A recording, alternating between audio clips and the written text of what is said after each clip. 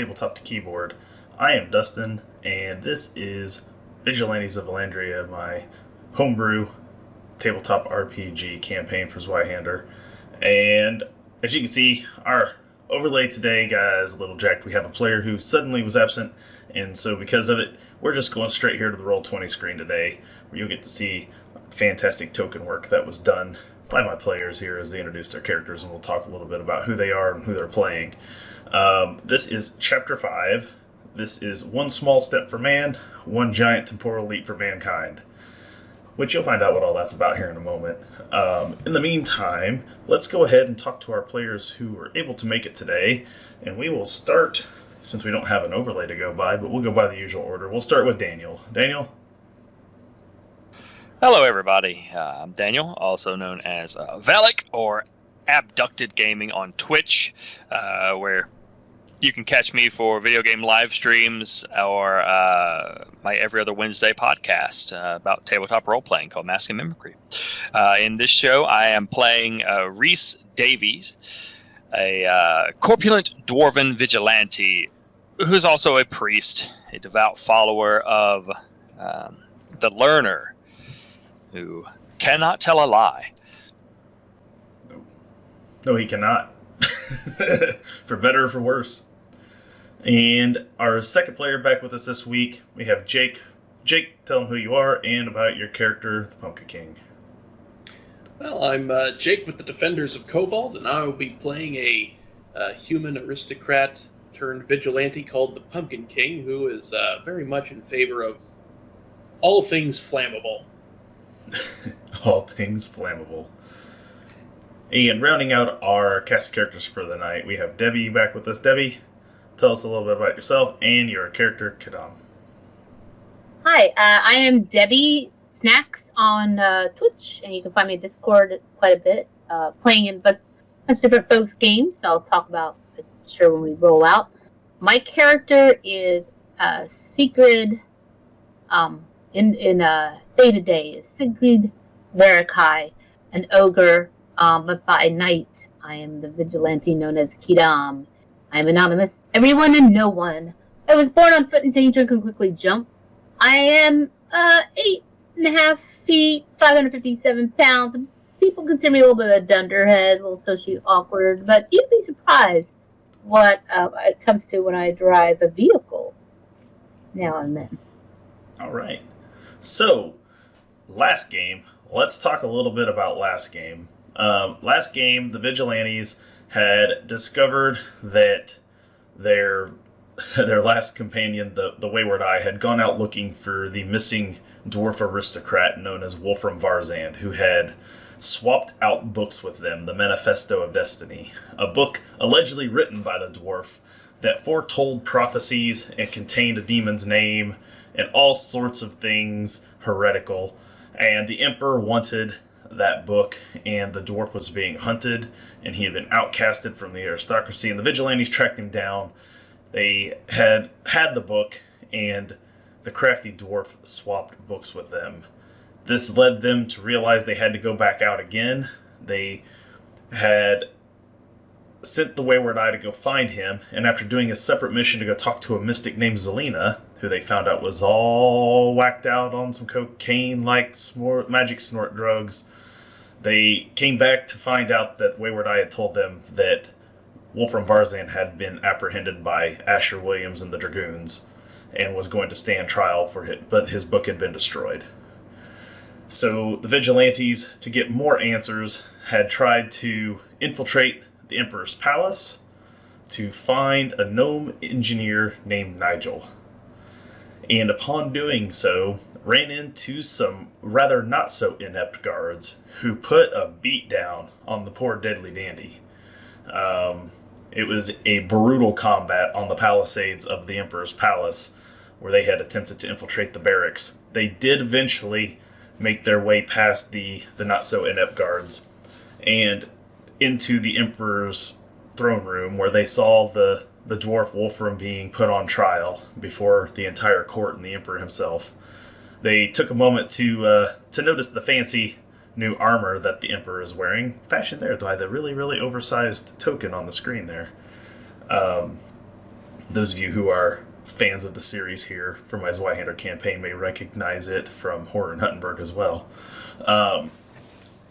If not, though, the Vigilantes see this, but they decide not to interfere with the trial and would-be execution of Wolfram Varzand, and instead continued to infiltrate into the back room where they found Maester Bravo von Helfrich having a conversation with Nigel the Gnome and 2 other parties. They eavesdropped a fair amount, overhearing and finding that the Maester and his scientific accomplices have the Light Eater, the very creature that they had read about in the Manifesto of Destiny, trapped in a triangle of containment, a very large triangle of containment, that they were using this greater demon to basically mass produce Witchstone.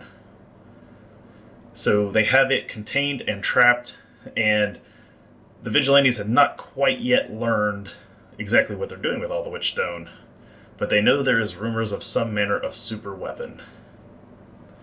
The demon, of course, has reached out to the Pumpkin King and has asked him to free it, which he has not yet made any actual attempt to do. So, when we left off last, if my memory serves me correct, and I'm sure my players will correct me if I'm wrong, they had just been notified by a squire that Huttenberg had fallen. And they had accompanied this squire, or they took the message from the squire, and had gone in, I believe, to confront Maester Bravo von Helfrich with the news that his town has fallen. And probably tried to further investigate what exactly may or may not be going on from this point further. So, to reset the stage, the Maester is there with a dwarf who sits in a pod. His upper half is no longer has fully functioning arms, but instead octopus-like tentacles that come out of him in most directions. There's a tall, slender, blonde-haired elf standing nearby. Then there's the Maester, who's also elven, but he's way fancier dressed. Looks a little less like a scientist and more like an aristocrat. And then the small gnome, Nigel, who make up the party that you guys are about to encounter, if you will. So you're there in the hallway outside of the chamber where those 4 are having their conversations that you've been eavesdropping on. And you gave the squire, I think, a couple of silver to run along after he gives you the information that the Maester's city of Huttenberg has fallen to the Mithril Primarch. And those armies are now but only 1 day's march away. Vigilantes, what are you going to do with the information?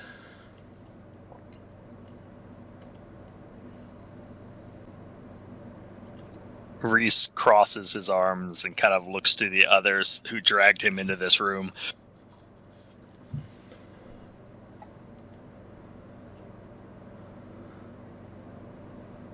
Well, let's go find out what this is all about from our friend, Bravo von Helfrich.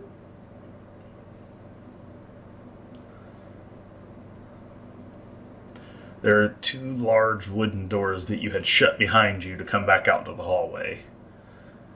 That bars you from hearing any further conversation going on in the room. But you know what's in there. Well, I thought we walked into the room, actually, because we had a whole vote about it, and they were like, yeah, let's go in. And then he was all like, I was expecting you. Well, yeah, I was going to give you a chance just to make sure that's really what you want to do. But but yes, you guys walk into the room with the information, and he does greet you as you walk in. And he does say, I was expecting you. You are right on time. In time for what? The demonstration. Things have become dire. The future, uncertain. The Mithril Primarch moves. There is not much time to save Vallandria proper.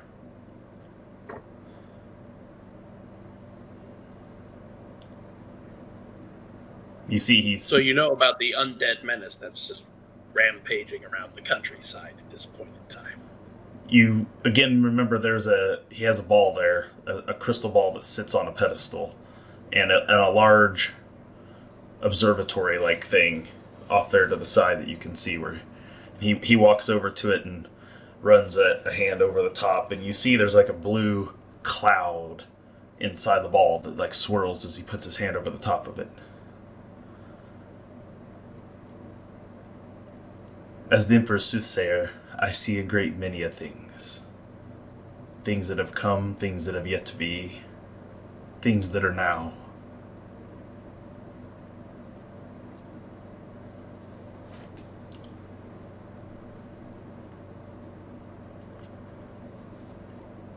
So what part have you seen us play in the goings-on of, the great undead menace coming our way? The Emperor will need you. Oh, of course. Of course. The Emperor looks quite mightily armored as it stands right now, and with a nigh infinite supply of witchstone at his command, I don't see why exactly we should be needed for a thing. That which comes cannot be defeated by witch science. The myth of sorry. Debbie, sorry. So Sigurd says, so you're saying that you need a militia man, or you need our brute force and our to be able to help defend? What type of service is it that you would need? Come with me. We will show you. And he begins to walk past the triangle of containment where you see the Light Eater is contained. As you get closer, you don't need any awareness check. You're plenty close enough you can see this. Inside of the triangle of containment is fine, thin filaments that is suspending it in place inside the triangle. It is almost like this gigantic demon-like bird is a fly trapped in a web.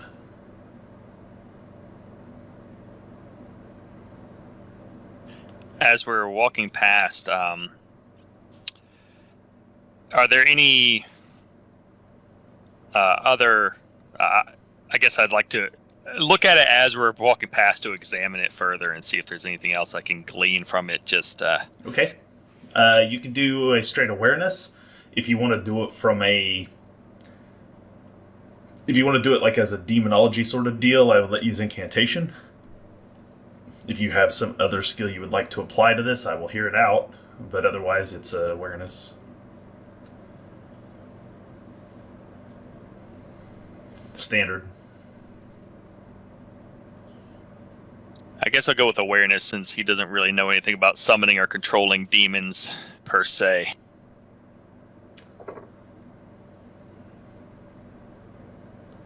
Alright, go ahead and make your roll. We'll see what you get. Ooh, a 56 out of 54. You are currently stuck with only one fortune left. Would you like to spend it on this roll?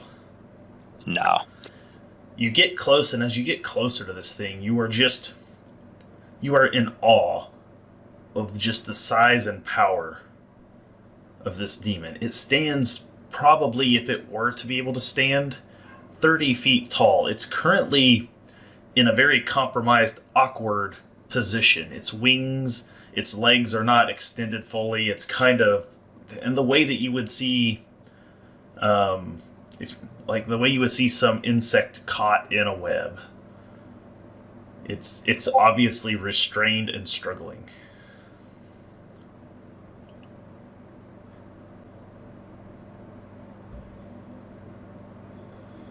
He's going to follow after the others. He's still he had taken a position in the very back of the group, so he is going to do his best to stay there. I have a question though. Is the Wandering Eye with us? No, the Wayward Eye is not with you. The Wayward Eye is not with us. Okay. You do have the Dandy with you, and he is currently like like a country bumpkin who's been taken to a big city for the first time and walking through the streets. He is currently just looking around in almost disbelief of everything that he's seeing. He is left nearly speechless as the dandy walks around behind you.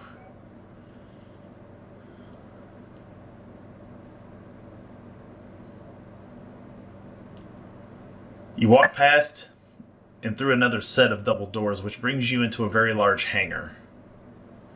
There in front of you, you see a Zeppelin is the only thing you can compare it to, but it is easily 2 times the size of the normal Zeppelins you see over the streets of Vallandria.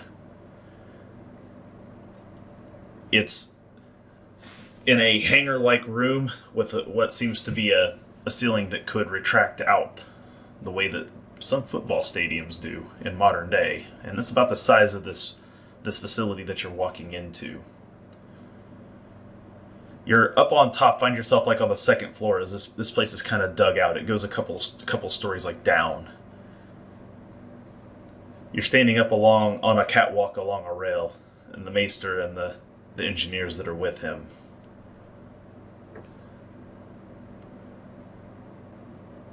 This is what the Emperor has been working on. Which science was merely the beginning. If which science is the beginning, then what is the end to this? And by end, I mean, what more would you need to finish it, and for what is it being finished? And how exactly is this not witch science? The other slender elf speaks up. This is the culmination of a lifelong set of work myself and Hal Davidson had set upon nearly a decade ago. When the first Mitchell Witchstone were retrieved from Treefell, we all set to studying its potentials, its capabilities, developing things like bottled lightning to make our contraptions go. But it was only the foresight of the Maester that saw something greater. He took my difference engine, and through his knowledge of Bina, the waters of time, we are able to make temporal leaps. This ship is not just capable of sailing over the skies of Vallandria. It is not merely capable of transporting troops to the front lines of a war that may be coming to our gates via the Mithril Primarch. This thing is able to sail upon the river of Bina itself, taking us back and forth through the very essence of time.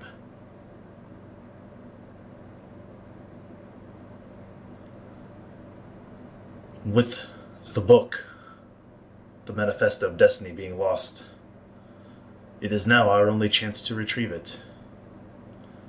You look down, and at the bottom of the ship, you see a cargo door is open, and you see squadrons of golems are currently marching on board, rolling Hal Davidson's up onto it. So we are to be your hired time-traveling crap kickers to go and find the book that has been destroyed. This No. is your idea? No. No, that task has been given to another.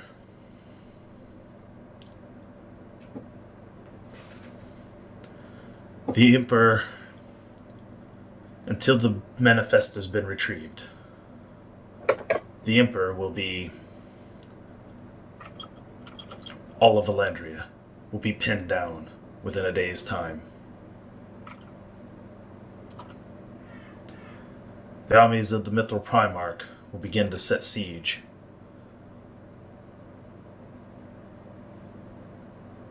Vallandria's walls will hold for a while. He cannot risk sending troops out to meet the legions of undead that await us. But perhaps a small group those not affiliated with the crown itself.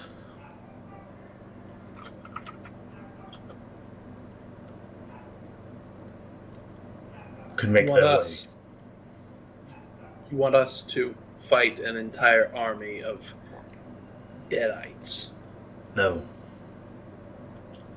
No, that would be suicide. Yes, agreed. But the Emperor agrees that there is an off chance you might be able to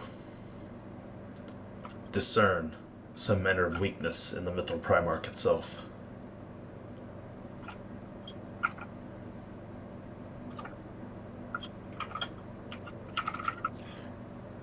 Allow me to see if I understand this correctly. You and the Emperor wish for us to be your assassins against your enemy instead of using your own forces. Our enemy.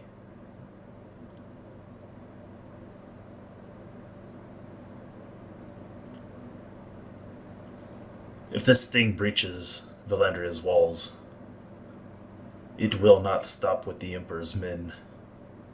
It will not stop with those that you deem innocent and guilty. It will not stop to sort out the worthy and the unworthy. It will add us all to its collection of minions.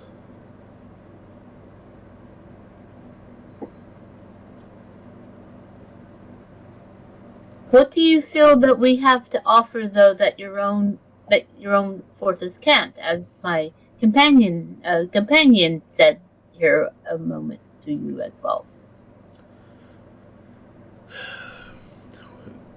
You have seen the dragoons. What they offer in might, leadership, from the likes of Anton Baudelaire, Asher Williamson.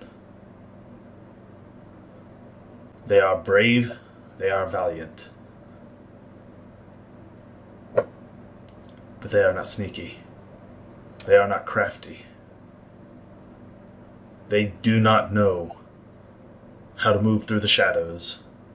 They make terrible spies. And furthermore, the Mythal Primarch has some manner of blocking my sight. Even my ability to scry upon him has yielded nothing. I do not have any intelligence to give to the Emperor of who this enemy is or what it wants, short of the destruction of all things living.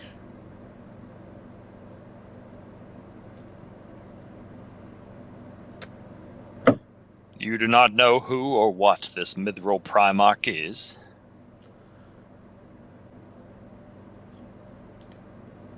No. My messengers have only relayed its movements to me as village after village has fallen. He looks down at the deadly dandy, who kind of hangs his head a bit. As far as we know, the dandy here may be the only one who's seen it alive, who's even spoken a word to it and still draws breath.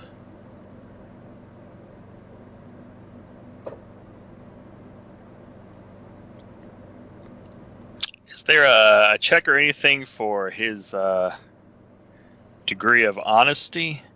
That'd be scrutinize. And it would be Yeah, a routine scrutinize.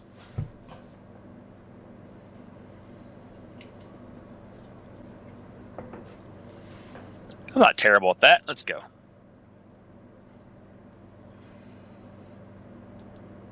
Oh, God. That is, that's a horrible roll. So, you can't tell if the Maester is being dishonest with you. You do, however, recall that the dandy had mentioned that this thing was looking for Nigel, who is standing right there but doesn't know any better. Yeah, he looks over to Nigel. And what of you? Do you not know anything of this Primarch? What do I have to do with anything? I'm just a tinkerer. I was a sellsword, once a red cap, yes, but I have nothing to do with no Primarchs. Why would it want anything to do with me? He kind of looks over down to the dandy and then back over to him. Well, supposedly that is why he started with your old town. That's why he sacked Fromsburg? You see the dandy just nods his head. Why would this thing come looking for me? I don't know, but I'm more than willing to just take him and give him to the army. Why not, this Primarch fellow? Shoo them away. Well, you don't want to give me up. If you give this thing what it wants, I mean, who knows what it wants me to make? I'll have no choice. Then we could just kill him. I mean, of course, we'll have to protect you to the best of our ability. What sort of technology could you lend us that would enable us to get closer to this Mithril Primarch? I mean, I don't know. I don't know what you need. I mean, Alexei here is a much better philosopher than I am. I'm just a tinkerer. I make trinkets and I do some... Could you find a way to disguise us as a member of the Walking Dead so that we might not be attacked so openly?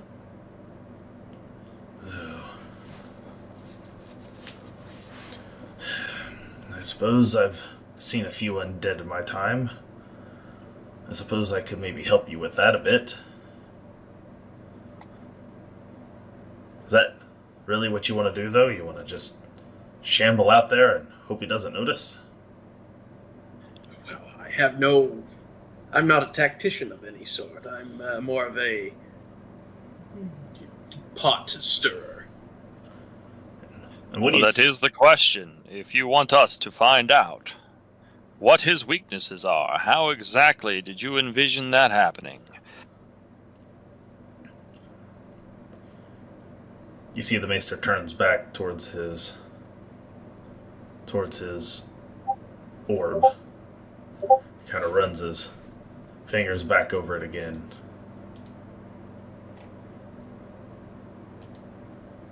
You are quite certain.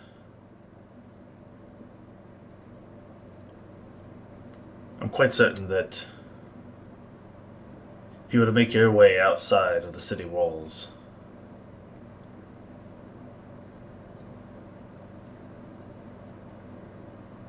a certain set of skills that you have all displayed just making your way through the Emperor's palace itself keep you more than protected from any would-be undead minions if they were to notice.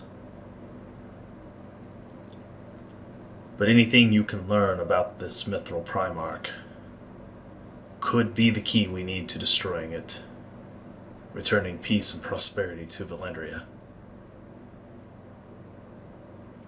Putting the dead in Huttenberg, Fromsburg. Put those dead back to rest.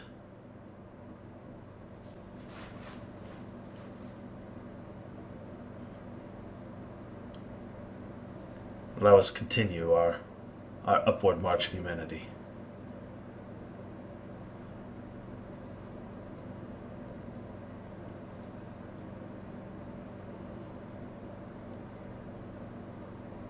So, crash a Zeppelin into the army, allow the army to swarm it in hopes of killing any survivors, then we slip by them unseen and try to deal with the Primarch ourselves.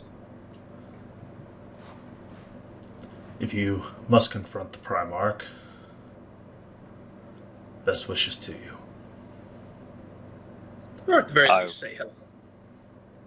I would imagine there probably are magical means of some sort to deal with such undead creatures, if only someone hadn't found all the various religions and practitioners and killed them all. The Emperor, his views on the various religions has narrowed over time. This is true. Even my arcane practices sometimes comes under scrutiny by him. But through the natural philosophies, myself, Alexei, and Hal, he has taken a liking to what witch science has been able to produce for Vallandria. Allowed us to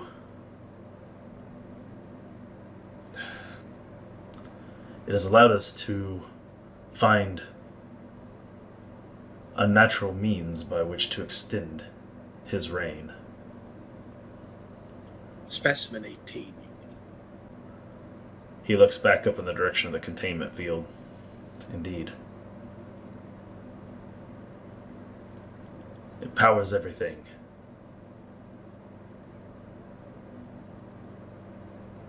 From the streetlights to the Emperor's new armor.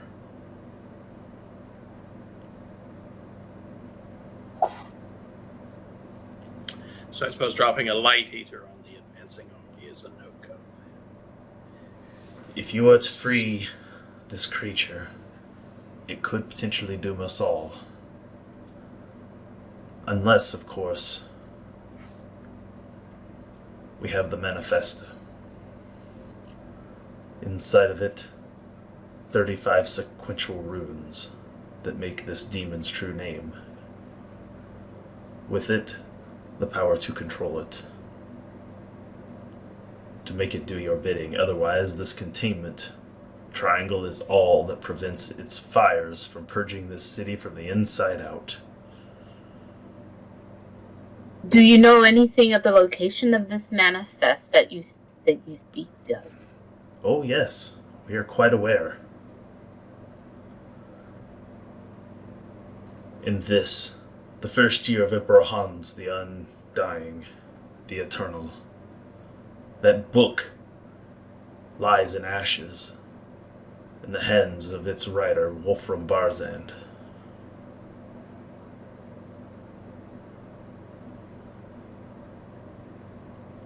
But in the year 35 of Emperor Hans III,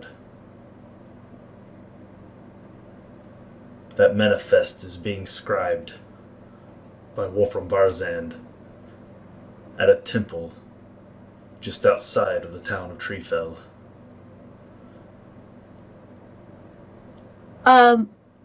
I must say I am an individual more familiar with strategies of well, not so much strategies, but performing the strategies of those that are in charge of the armies. But something that you say strikes me. Are you suggesting perhaps our journey may not be one of distance, but of a different matter? Precisely. Not distance on foot, but distance in time. I've heard rumors of these sorts of things, and I just don't. I recall hearing something strange about Treefell and in the past, and thought those were just rumors. Yes. No. What am I don't know. Alexei's Oh, no. difference engine. He stumbled across the secrets of powering temporal travel, to sail upon the waters of Bina itself. That is what this ship, a culmination of all this witch science, has come to be. This vessel will be able to go back, retrieve the Manifesto of Destiny, and return it here, where we'll be able to use it to save Vallandria. Where the future of our kingdom, under Emperor Hans the Last, can be preserved. Do this, If you and perhaps he will find worth again to see your statues removed from the shadowy corners of the Jabberwocky and put back into prominence once again.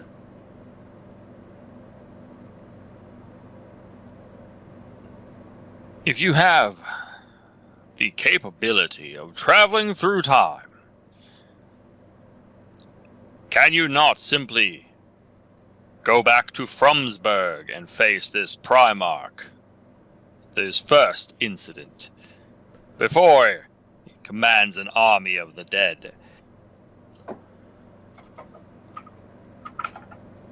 The waters of Bina,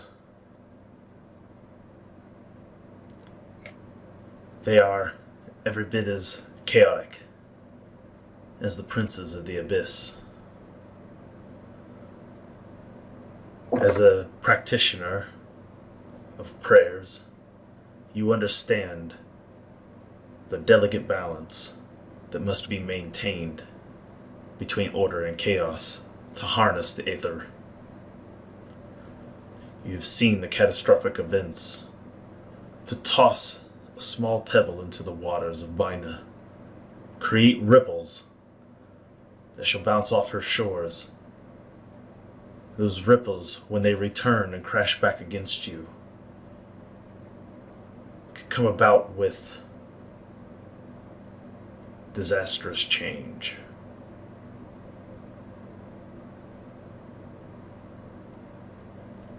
When he says when he speaks of chaos, Hiram just kind of gives a bit of a side eye toward the Pumpkin King.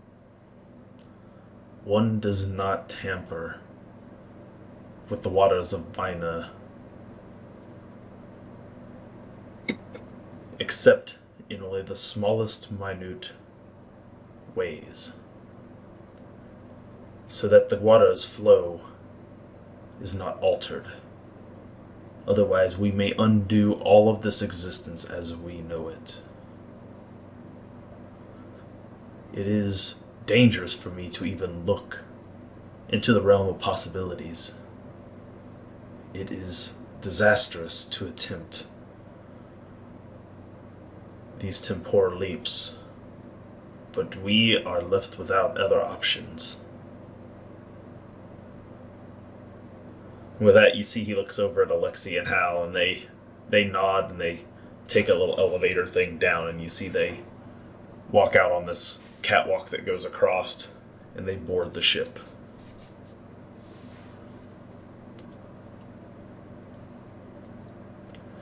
As they board the ship, and you see all the riggings and everything start to come off of it, you see it's sitting there, and the Maester turns and looks at you and says, "This is the most miraculous piece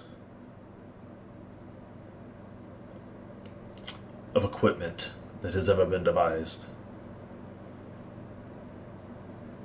And this is the last time we will ever see it."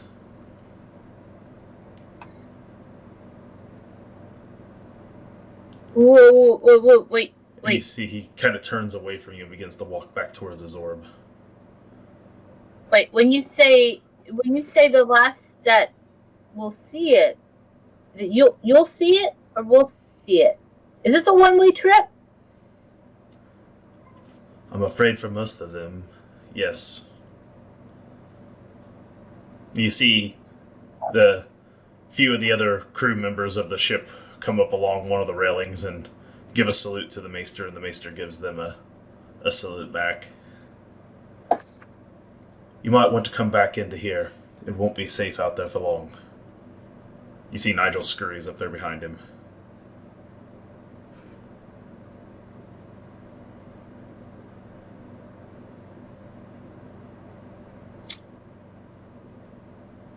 Spiffy. Time ship. Ooh. Well, I I will say I do enjoy piloting vehicles and such. I don't see if the basic mechanics are the same. I think we got that area covered. Just I don't know if there's anything special, magical that one of you might have to do as well. I don't know.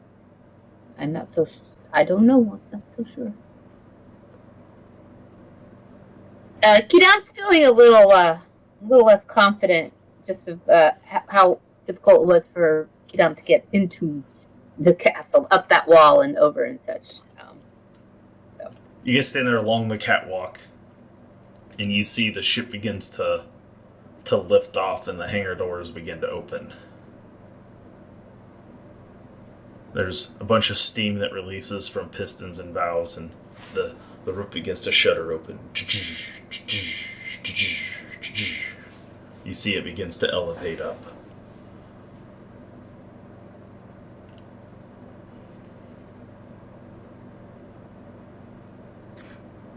Let's be on our way then.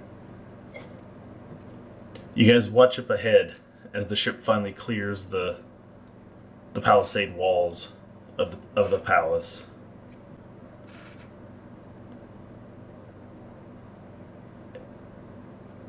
And then emerges above it the crackling sound of a storm that begins to sort of brew, and everything begins to swirl, and a large rift seems to open up above it that it kind of floats up into. Everything crackles, lightning kind of flies around through the sky a bit, and then just as quickly as it all begins to start happening, it stops, and everything is gone.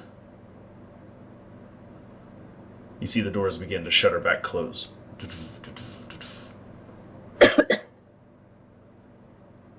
The maester walks back over to his crystal ball. He runs one hand over it.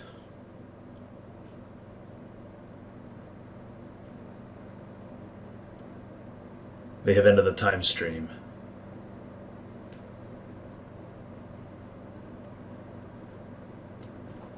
We have approximately 10 minutes before some of them return. They will bring back with them the manifest that's needed. This much seems to be so. All that is left to secure prosperity and civilization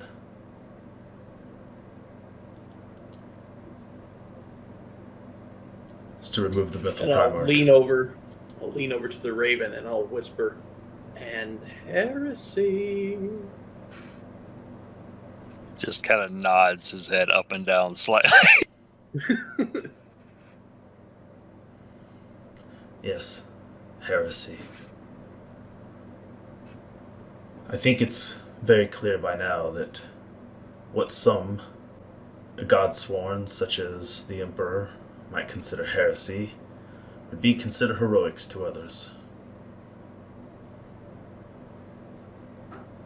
And some would wonder whether it is better for everyone to live surrounded by demonic power and corruption, or to be dead. You would put such faith in the custodian to oversee your soul for all eternity?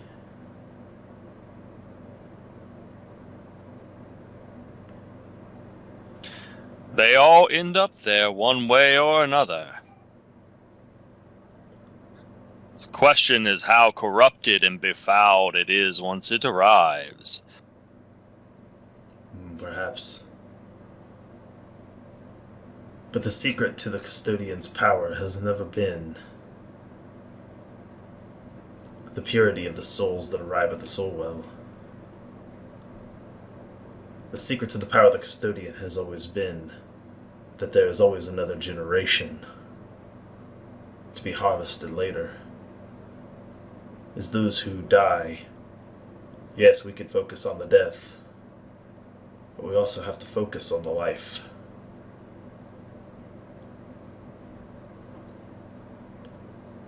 This Mythal Primarch will spare none.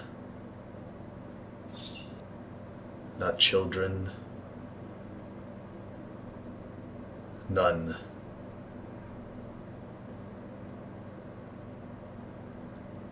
Reports I have from my scribes is that there are none left in Fromsburg.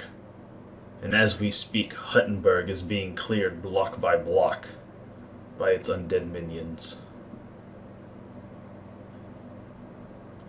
I do not know what it wants with Nigel.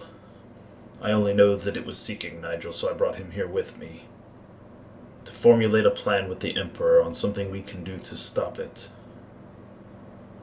Any show, any sign of force by the Emperor, any overt attack against the Mythal Primarch could leave Vallandria insecure. Could leave us vulnerable.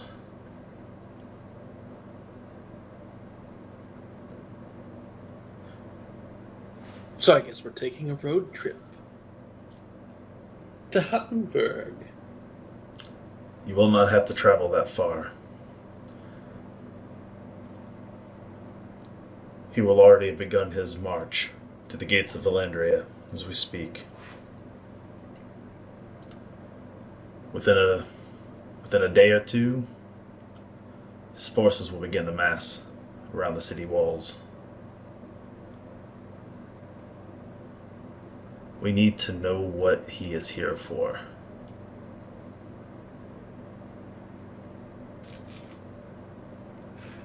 I refuse to believe this being just came out of nowhere. In the meantime, I have much more research to do.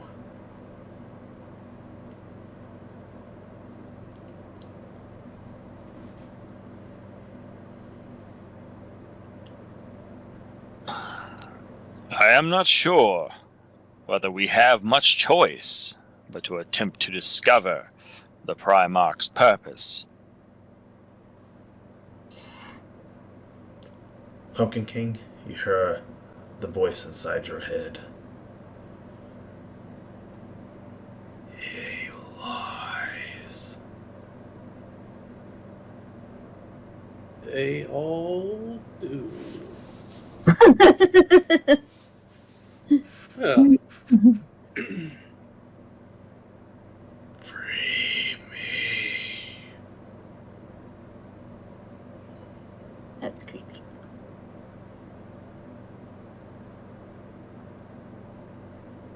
oh. You know what's great about people in power who want something? They're willing to give you something to get it. Just something to keep in mind.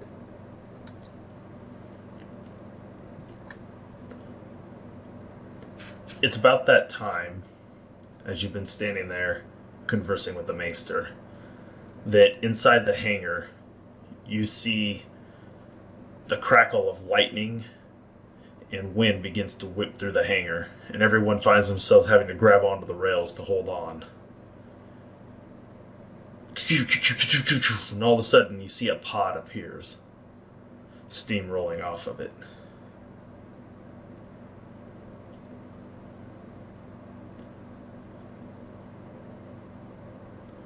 See the Let's go Maester. meet with the people. See the Maester walks back towards your direction. The manifest has arrived. Excellent. Let's go take a gander at it. You see a single door opens on the side of the hatch, and out crawls one individual. He has a hat, kind of a long pointy nose. He seems as though he's not feeling real well. He has kind of a green pallid look to his face, and he's currently horking all over the ground. But clenched in his right hand is a book that you recognize. I want to grab it. All right. Go ahead and make a... We're going to call this a standard athletics. All right. Oh, would you like to spend that last fortune point? I think I will. All right. Go for it. Hell yeah. There we go. All right. So let me find your fortune. Make sure I got the right one here. Where is it at? The last one. Boom. All right. There we go. All right. So you guys walk down there with the maester, and the Pumpkin King very quickly grabs hold of it. And what are you going to do with the book in your hand? I'm going to just clinch tightly to it. And, Take off running? I think I will, yeah. I think I'll take off running the way we came in. All right, we'll go to a chase scene. Because we have those rules up here. Boom. For once, we are of the same mind. All right, so let's get us. Oh, you know what I haven't done Well, yet? maybe like 80% anyway. Hold on, let me go back here to the start screen for a second. Oh, don't grab that. That's the wrong layer. Why are you not on the map layer anyway? Go to the map layer, you silly thing. Oh, that's why you're not on the map layer, because I didn't want the grid to show. That's okay. We're going to do this regardless here. We're just going to copy them and move them over to this other layer for the chase scene. And paste, paste, paste. There we go. Dandy's not here, so we're just going to move him down here in the corner for the moment. You do not have a head start. I'm going to go ahead and put the rest of you in circles here as well. But the truth is that the Pumpkin King is really the only one running at this point. You guys can try to keep up with him or do other things if you need to, but this is really a race between the Maester's men and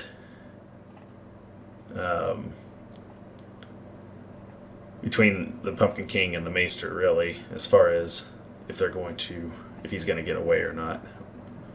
I mean, Reese is definitely chasing. Right. No, you're chasing, yes. That's not in question. It's more a matter of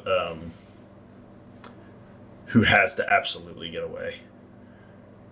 So, Gotcha. Because the way that chase scenes work in Zweihander is that as the person running, he has to set an escape value, and the people chasing, it's kind of an inverse chase. Normally, you guys are the chasees, the chasers, not the chasee. So it's kind of an inverted chase.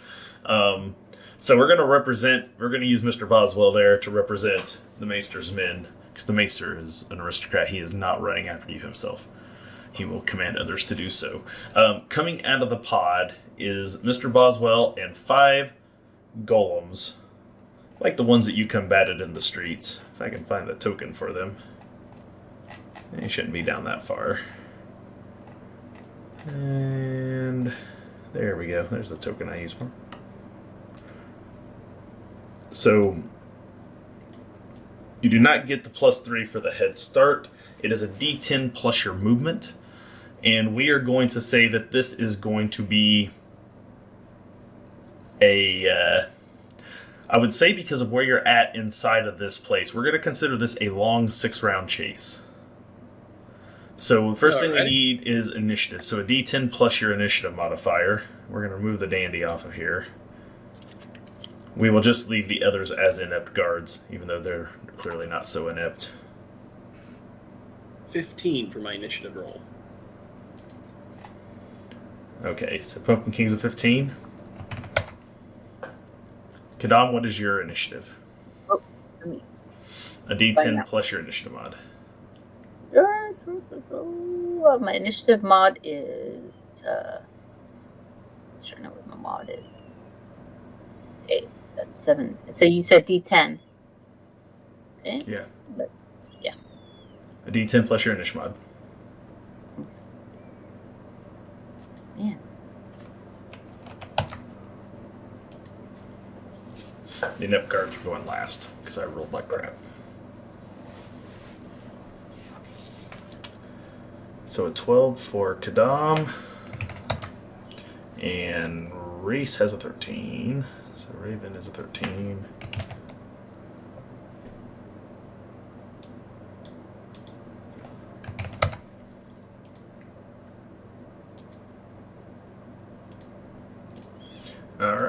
So there's our initiative order is set. I'll move it right over here just so it's kind of out of the way. And we will start with a D10 plus movement for the Pumpkin King as you take off with the book. Yeah. Your movement is found next to your initiative. Oh, baby. an 18. Okay, so what I do for this is if you click on your token, you'll see there's the 3 circles that come up, and you can see it on the stream. What I usually do is just put it in the red one, is keep a running total. Oh, hell yeah. So every round when you roll, just keep adding to your red, and then move yourself over to the 1, so that you're on round 1, and your score is currently an 18. Kadam, you get to roll a d10 plus your movement also. Okay. Let's see, my movement is... Okay, let me check. Okay. So my movement is... Oh, it's going to be 9. Alright, got it. Let's see, 1 moment. Come on. Where's that dice roller? Oh, there we go. It was not happy because... Alright. Okay, so you're at a 15. So we'll put your 15 up here. And we'll move you over to round 1. It is Raven, your turn as well. You could do the same. Oh, I put you guys in the wrong order on the screen here because you're in that initiative order, but you already went, so I did them out of order by accident. I thought Kadam was 13, Raven was 12, but I had them backwards. So D10 plus your movement for Raven.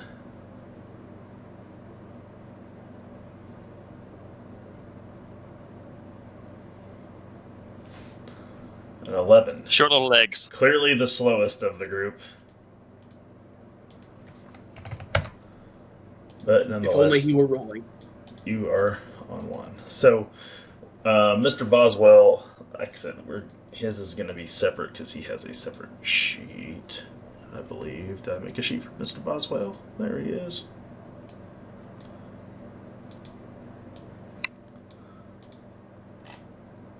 That's what I thought. Okay. So a D10 for him. Man, that is no good. He's a 15. So he has caught Kadam, and he has caught. He'll catch Raven first, and the golems will roll. Also a 5. They're not quite as fast though. They're a 13.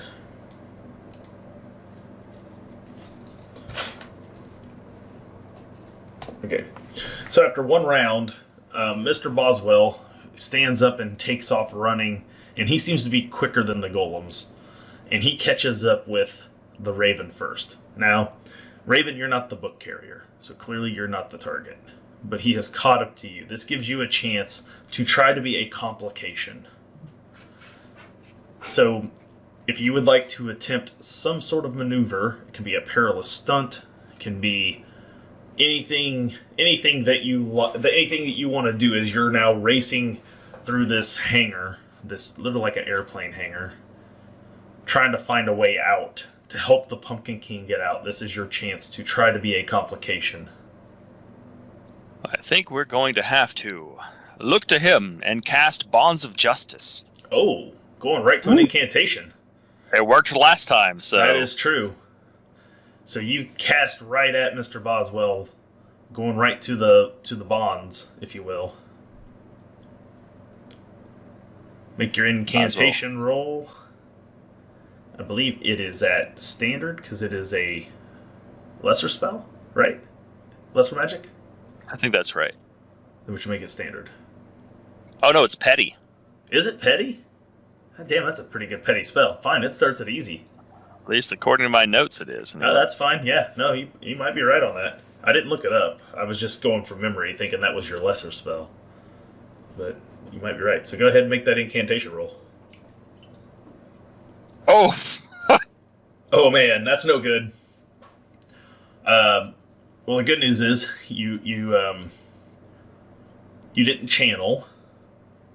So all you have to do is just make a d6 for your chaos die, since you failed, and just hope you don't get a 6.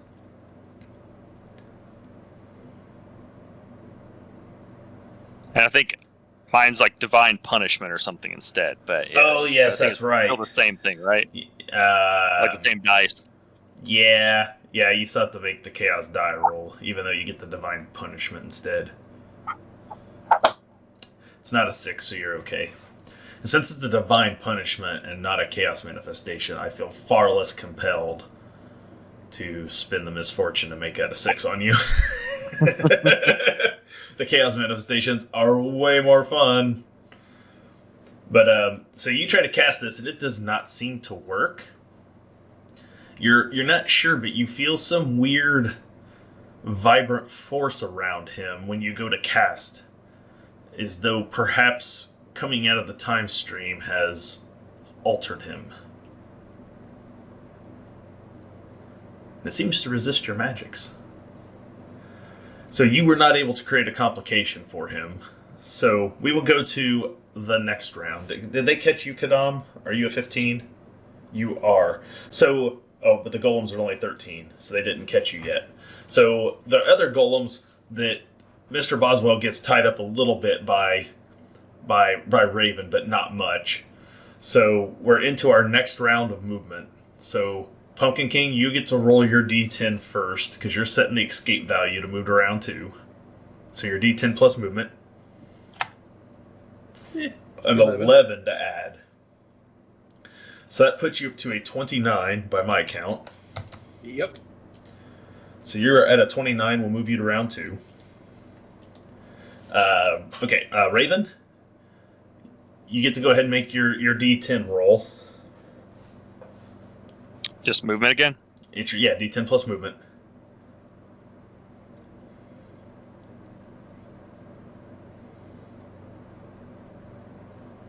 $13. So that puts you at 24.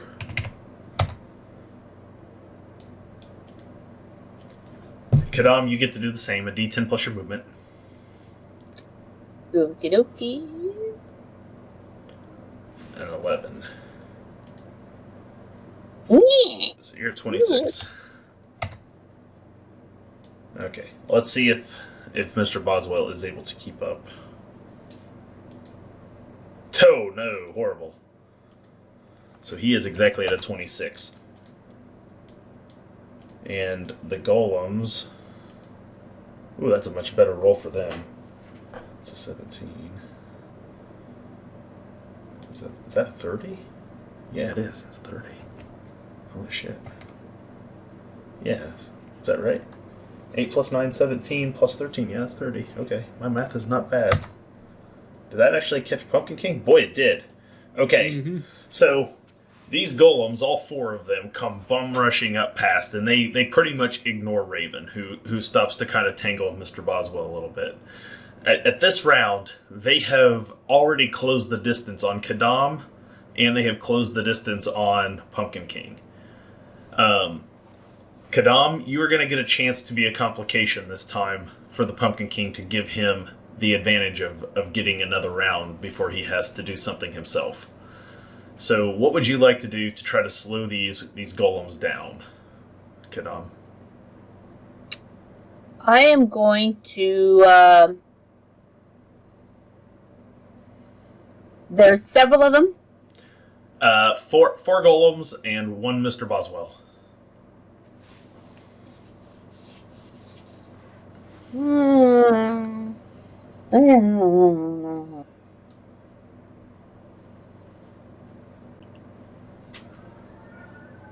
Trying to think of a perilous stunt.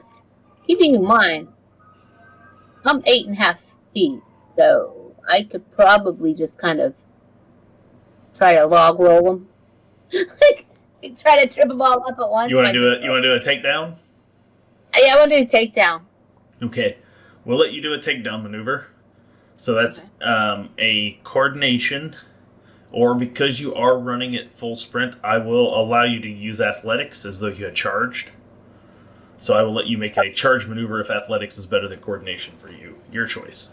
Coordination is better for me. Okay, then coordination check it is at standard. Okay.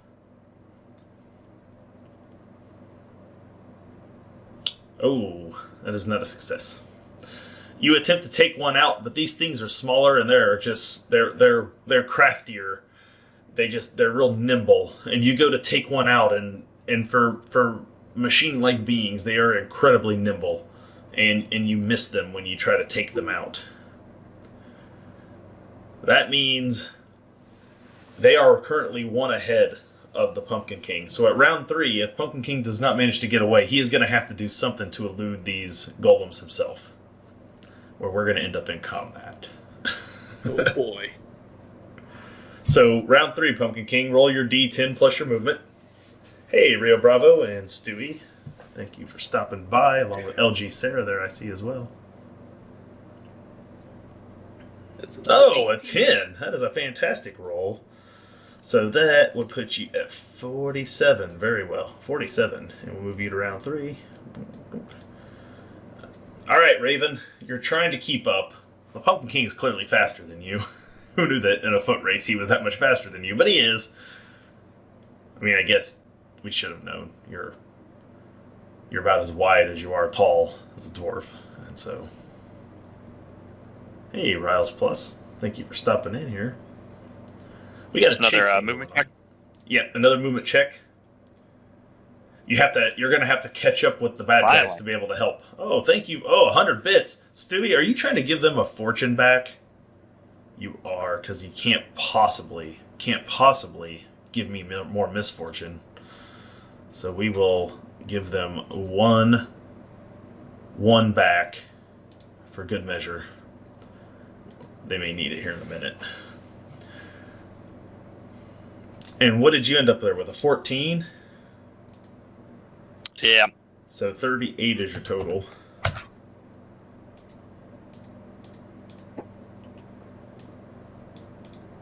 Kadam, your D10 plus movement. See? Ooh. Riles Plus, you see over there, 100 bits down there does a fortune flip. The POWs that you see are my misfortune that I currently have to use against the party. The little white POW box there is the one remaining fortune they have, and for every 100 bits, you can flip it back to their favor, which they again get to use to re-roll or explode damage and all kinds of cool things like that. But if you leave it on every time they spend it, I get it as misfortune. I get to do the same back to them. But viewers can flip fortune or misfortune either direction with 100 bits per that they would like to flip. And I got a 13. That is 39. I'm not sure either of you are going to be keeping pace with the bad guys enough to be able to interfere with them to help Pumpkin King get away. But we'll see. He's starting at 26. Oh, that's a 10.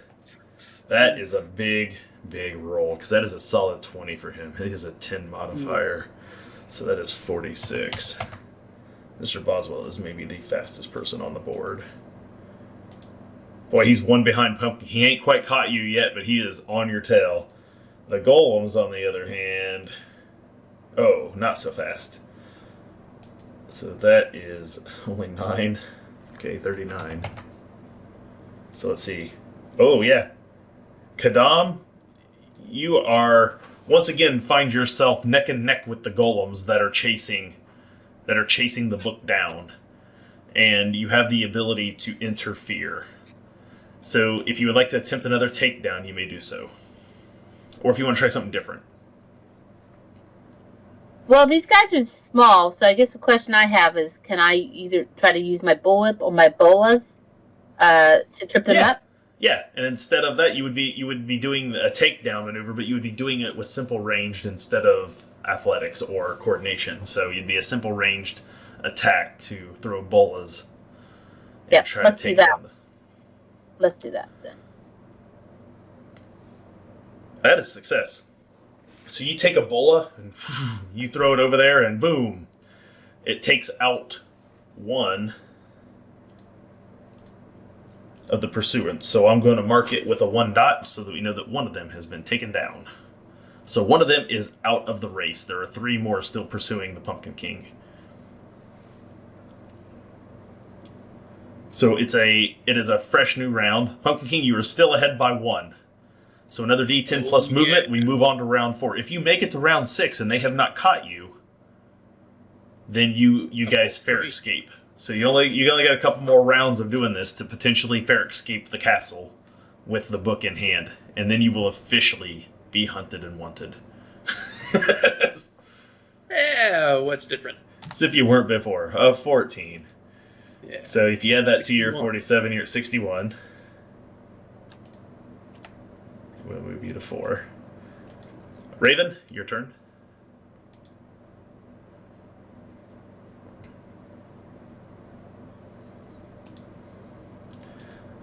A 13 makes you 52. Kadam? I'm going to Make your movement roll first so we can make sure you're keeping pace with them. Otherwise, you may not be able to interfere. Oh yeah, the 1d10 plus 9. Okay. Yeah, because like poor... Oh, that's only a 10. Uh-oh. That's a 49. They may have ran past you after you threw the bullet. Must have slowed you down. Alright, let's see what Mr. Boswell does. He is the fastest of the group. Oh, an 8. It's going to make him 50. Oh, yeah, hold on. 18. 64. What is Pumpkin King? 61. Mr. Boswell will have caught up with you again. I did not realize... Oh, my lord, look at that. How bad that is. 11. No, it isn't. Hold on. That's a 9 again. So that is 48. Okay, so both of you are beating the golems. Neither of you are faster than Mr. Boswell. So at this point, there are still 3 golems in pursuit. Each of you, Raven and Kadam, have the chance at being another complication to take out another golem this round to help the Pumpkin King escape with a book. So last round, you threw a bola, it wrapped up in the legs of one of the golems, and boom, drops it to the ground. And now you've still got 3 more running, and you and Raven has caught up, and we will go in initiative order. So Raven, what would you like to do first to one of the golems to try to take it out? I think this time he'll go back to something more physical and trusty and try a takedown move. See, since he's finally managed to get the wherewithal to sprint up and catch up with those short little dwarven legs, he wants to try to just side slam into one of them and knock him down. Hip check from them girthy dwarven hips, the hip check. Are you going to use athletics as a charge maneuver, or are you going to do coordination? Coordination, for sure. Just straight coordination? Okay, that's your better stat, then you go right for it.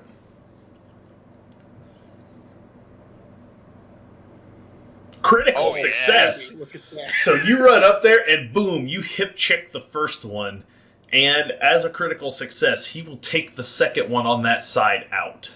So you wipe in like an accident at a motor race where one car just spins and takes another out. Like boom, one golem hits the other, boom, they both go crashing down over to the side. So we're going to add 2 more dots to that token to represent the 2 that you just took down, and they cannot resist anything on a critical success, so you had no worries about that. I think I forgot to resist Kadam's bola, but it's because it's a bola attack. That's why you don't have to resist it. It's just, it happens. That will bring us to Kadam. There is still 1 more golem running, Kadam. So Raven just took out the 2 on his side. You've got 1 more on your side that's still running, and you're keeping pace with it. Far behind Mr. Boswell, unfortunately. What would you like to do to the last golem? Can I use my bullwhip to try to entangle his feet? Do you have another bola? You just threw 1, so you lost 1. Do you have another one in stock? 2 questions. One is I will be able to reclaim that, right? If I... Not running full sprint, you can't. Right, not now, but I think I actually have. Let me double check. Okay, so if you're running down a series of corridors and you throw a bola and it trips one, are you going back for it when this is all over? Because that's going to be a whole other set of problems you have. to try to go back and get it? Yeah, I only have one. One. You bullet. don't have another bullet to use. Then you'll have to come up with something else to try. I have to I can either use my bullet to try and tangle his feet, or I can toss a honey pot at him. I'm a fan of the honey pot. I want improvised range weapon, honey pot. I'm a fan of that. I'm going to, cause, you'd be amazed how just a little bit of honey can go a long way. Honey, just molasses in the gears of a golem. That's yeah. That's going to take someone oil. hours to fix. One of its legs slows down and it just runs in a circle. I want you to make that simple ranged roll. Simple attack with a ranged. Well, a simple attack. Oh man, and someone's giving you guys another fortune point to use on this. And that's standard. If it's a honey pot, is it standard or routine? It's standard. I'm not making this any more difficult than it has to be. Triple ranged. Oh, you didn't succeed. Would you like to spend one of those fortunes that the chat was so nice enough to purchase for you to try a reroll? I would like to do that. All right, so you give me one of those back, and you get to reroll. Okay. Hey, success! All right. So, thanks to the influence of the chat, your reroll, you throw this honey pot, and it crashes. It crashes into one of the golems, and it will take the last golem out. So, boom. Oh no, not the map. Don't X the map. That is not what we're doing here. That honey pot, it just that was such a big honey pot. It killed the chase scene map. No, there we are. It's one of those nice. I'm big. I'm a big girl. I can carry a lot of stuff. So it's actually kept in this nice little ceramic crock. So that thing just shattered. Honey everywhere, splattered all over that golem. Mr. Boswell has, unfortunately, by round 4, caught up with the Pumpkin King. So, Pumpkin King, you're going to have to come up with something on your own to prevent combat with Mr. Boswell. So you can try to make it to round 6. The long chase will end at round 6 if you can maintain that he doesn't catch you here. I'm going to try to go for a takedown on him. Okay. Attempt a coordination takedown on him. He will resist this if you succeed. And you do succeed. So he will resist. And he successfully resists. Damn.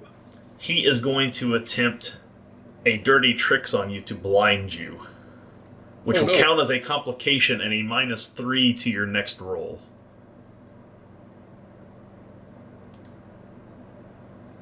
That is not good enough to get under his guile rating. Guile's not his strong suit. So he throws pocket sand at you after you try to trip him, and he is unsuccessful at halting you. So we go to another... I'm wearing a mask, you idiot. That's true. You are wearing a mask. So we go to the next round. So round 5, Pumpkin King, set your DC. Oh boy. If you don't escape him this round, you're going to end up in combat. Yep. Oh, that's an abysmal roll. That's an 11. So that's up to 72. Yep. Move yourself to round 5. Raven, there's a chance you might be able to catch them. I don't know. It's going to take a really good roll to get up there with him, but you might be able to. That's the highest one I've rolled yet. 15. So 15 puts you at 67.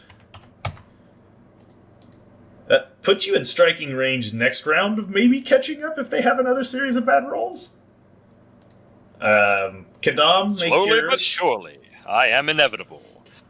If this goes to combat, the amount you're behind I will probably translate into the amount of AP you'll have to spend in round 1 to get into the combat to help save your ally. So Kadam, go ahead and make your roll a 12. Put you up to 61.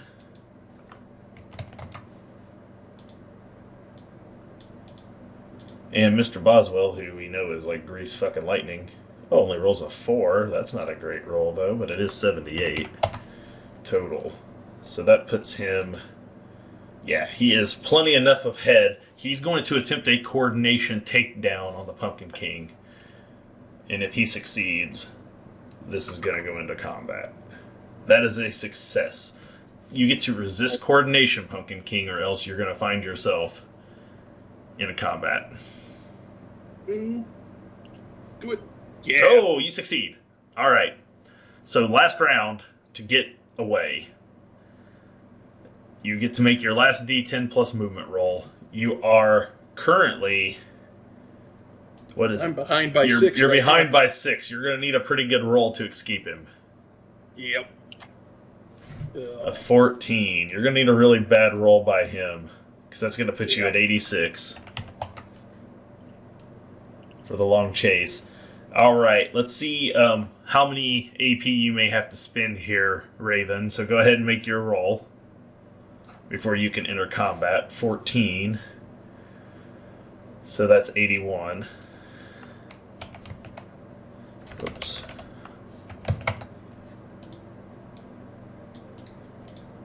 And Kadam? That little dwarf is actually doing pretty good at keeping up, considering. He's finding. I don't care what you Oh, say. that's we're a fantastic better roll. marathon runners than sprinters. 18. Wow, that's going to be 70... 79? Is that right? Yeah, 79? Yes. I believe so. Yeah, you're going to be right there. You're not going to be behind by much. And Mr. Boswell, with his 16, so that's 94. He is clearly faster. You did not escape. So we will take your tokens. Oh, not the chase scene, just the tokens. Chase scene. Do that thing, go to the map layer like it. Oh, yeah, the grid. That's why I didn't move any of you to those scenes. I knew that. So we will copy you all, and we will move you to the combat screen. Oh, yeah, you guys already exist on here. I forgot.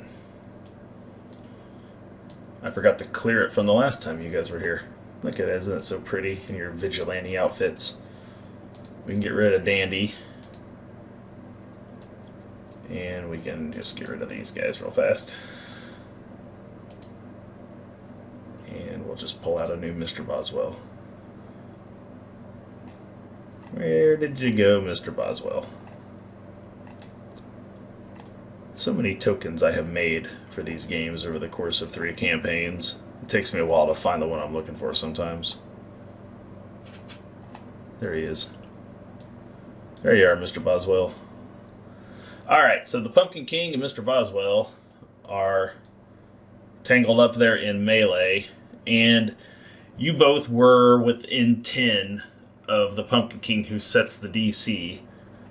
So I am going to force you guys to start at medium range. Raven and Kadam. So if you do any ranged attacks, you're starting at a 10% penalty from as far as you are, but you are technically at least close enough to be in combat, because you guys did roll so well to stay up with the Pumpkin King. So we will go ahead and start. Same initiatives. We don't have to change anything. Pumpkin King, you are first. You find yourself squared off with a Mr. Boswell, who you are completely unfamiliar with at this point, but he is standing between you and escaping. Well, I'm going to try to take a swing at him with my castle-forged cudgel. You have 3 AP, so take your swing with your melee weapon. I will move the initiative turn order out of the way. No one needs to see that. That is a miss. Would you like to use a fortune? How did I give you guys a weird one in the middle? I think I clicked the wrong button somewhere. How did I will... There's Oh, jeez, I should have tried this first. Let's see, I'll take aim and I'll go for a takedown. Okay, so you're going to spend your second AP to take aim and then go for a takedown. Yep. That is coordination. Oh, that's a fail. Would you like to spend one of those 2 fortunes? Nope. Alright, you're not going to spend any of the fortunes.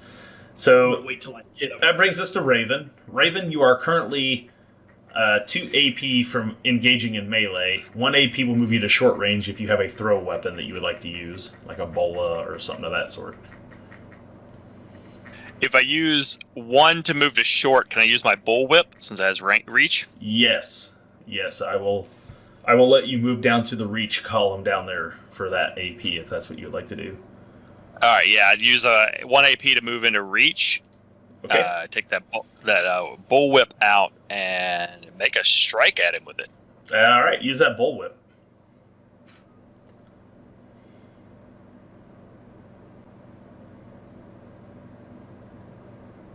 That is a miss. Oof. Would you like to reattempt with fortune?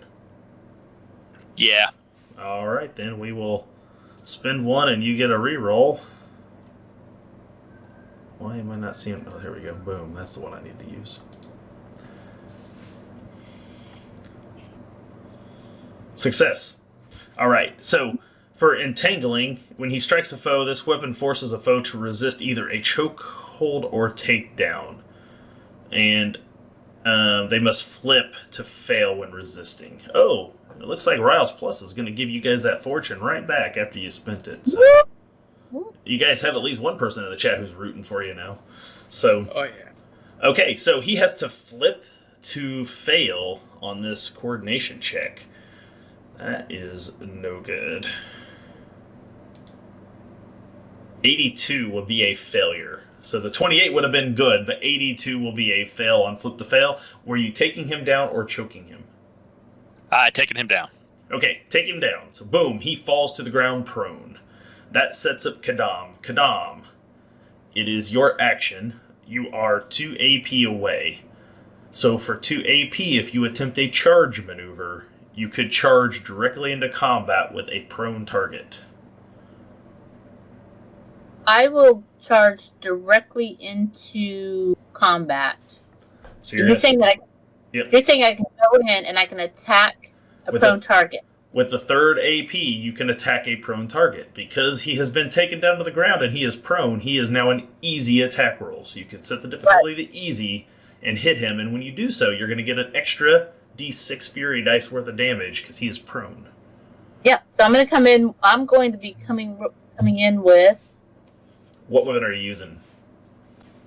What's that? What weapon are you using? Well, I was going to do Barbed Spear, but I think it may come in with my Mortuary Sword. Ooh, the Mortuary Sword. All Yeah, right. with the right? Okay, and you said easy, so I'm Yep. rolling in. Oh, look at that. That's a hit for 12. Okay, and then you said additional D6. You're going to roll 2 D6s because you pushed him past lightly to moderately wounded. So that is a 1d6 to check for injury. You're using a vicious weapon, so you get an extra d6. So roll 2 d6s and see if either of them come up 6. They do not. Would you like to spend a fortune to inflict a moderate injury on Mr. Boswell? Or would you like to wait till another round? It's Mr. Boswell. Party mates? Use the fortune? I'm indifferent. Moderate injuries are kind of so-so. They're usually not the kind that take a person completely out of combat. Serious or grievous injuries, more likely to end a combat. But you can try it. You can always roll really good and go up a chart by accident. Okay. I'm going to go ahead and use a fortune point. Okay. I think YOLO and Miles Plus has been taking care of us this That's evening. the wrong way. So we'll subtract that fortune. We will go to page 365, my favorite page of the book. Because injuries can happen any day of the year. Okay. And I need a D100 roll to determine the injury. All right. Page 365. I'm going for a D100. Moderate injury. Roll high, think high, be high. Go high. Go high. 91? Oh! Oh, you were so close. Oh, so close. 93 was needed in order to push that to the next chart. 93, you were so close. But a 91 will give Mr. Boswell a twisted ankle. Until he is recuperated, his movement is reduced by 3. Oh, Yes. that would have been super helpful like 6 rounds ago. But you run in there and you hit him in the leg and he twists an ankle from the force of the impact of you. Oh, you know what you didn't do? You didn't roll your extra d6 for him being prone. Roll the extra d6 for the damage. I hadn't. Okay, the other. I forgot to have you roll the extra d6 because he's prone. That didn't calculate. Oh, an extra 5, 17. So yes, I'm sorry. So this is going to change things. Hold on. This is going to change things. It is not a twisted ankle. Because now he is at seriously wounded. So now you are on the serious wound chart instead. So you already spent the fortune, and you already rolled a 91. So we're just gonna go over to the next table. Yes. A torn shoulder. Whatever he's holding in his primary hand gains the ruin quality, means he can't use it. Until fully recuperated, he starts his turn with 2 less AP. He only gets 1 AP per turn in combat. And he cannot use his main hand for a weapon, so he has to flip to fail on all attack rolls with his offhand in the meantime. Oh, man. Well, Riles Plus, they can't re-roll the wound, but if you want to provide them with a fortune because of the wound, that is, you are able to do that, and I will restore their missing fortune point once again. And we thank you for your contribution to our story. Thank you for it. So you've successfully twisted and torn his shoulder out of place with the force of your mortuary sword, cleaving into his arm, and good. And he is going to flail to the ground and put up his other arm and submit, because Mr. Boswell is not a dummy. He says, "Please, please, please. Spare me. You do not understand the things I've seen this day. We've lost so many to gain that book and the knowledge that's in it. Do not let my comrades all die in vain."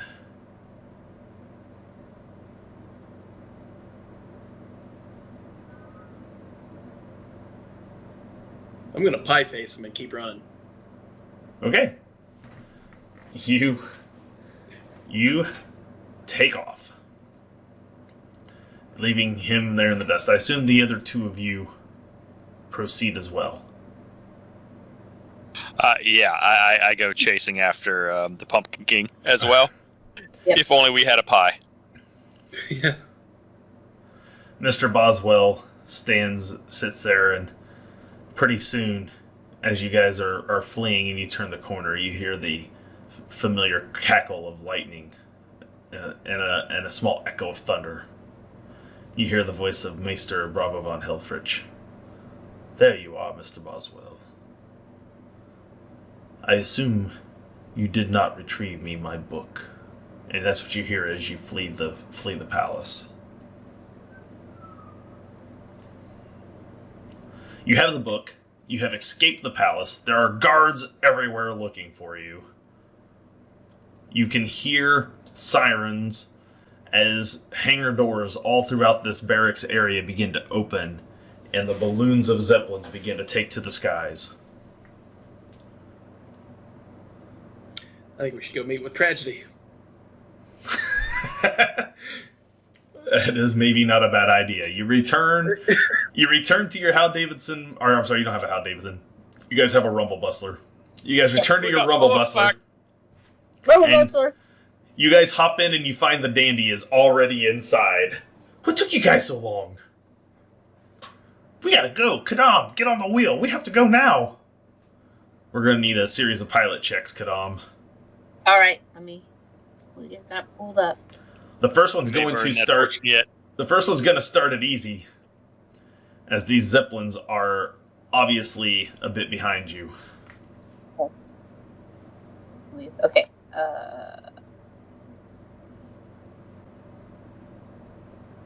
Where's my pilot check? Oh, here we go. All right. Ready? That is a fantastic roll. So you take off in the rumble buster. That thing just starts rumbling down the street. You're steering it down through some back alleys, and you can start to see the Zeppelins all turn, and you hear the spotlights. And they start ominously spreading out from the palace over the city. Spotlights everywhere looking for you. 2 more successful pilot checks to lose them and find somewhere to hide, and you'll be able to re-meet up with Tragedy up at the bell tower. Is there any way we can like assist, like trying to point out things in her way or anything? If you have assist in Zweihander works like this. You have to have a dot in the skill. If it's true. So if you have a dot in the skill, you can give her a helping die, which she gets to re-roll the tens die of her roll. Does it need to be the same skill? Yep. Has to be the skill that's being used in question to assist. That's how assisting works. So if you had pilot, you would be able to help her out. Gotcha. There isn't much you can do to the Zeppelins directly as a chasing complication necessarily, so we're not really using the chasing rules for this part. So you are... let's go back to the main screen here. So easy? Or is this routine? Yeah, go to... what am I looking for here? Why am I on the... Oh, I know what I need. Maps. Didn't need to... Go back to the token layer.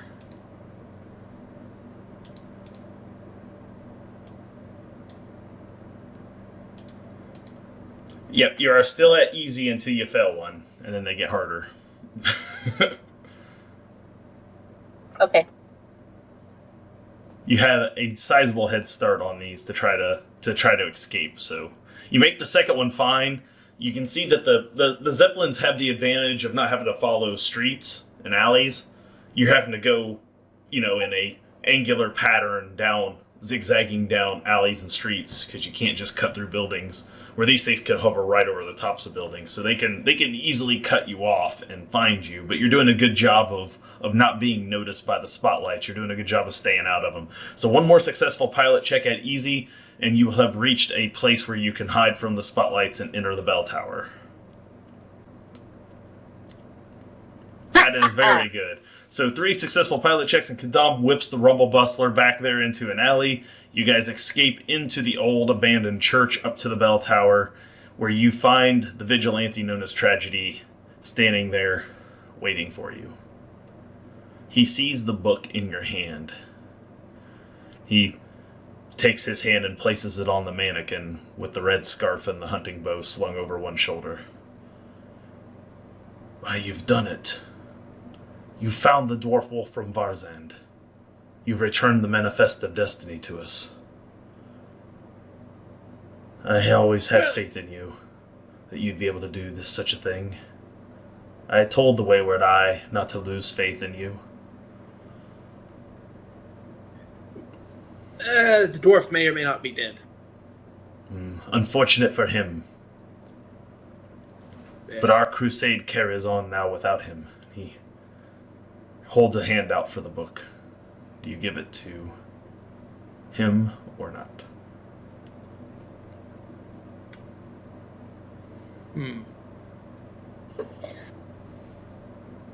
There's something that I would like to check out. Just 1 second. 1 second. I'm going to flip through the book and try to see if I can't find the ritual that the Raven was reading off earlier. Yeah, the 35 runes. Oh. Yeah. Oh. Okay. So how would you like to do this? I just want to see them.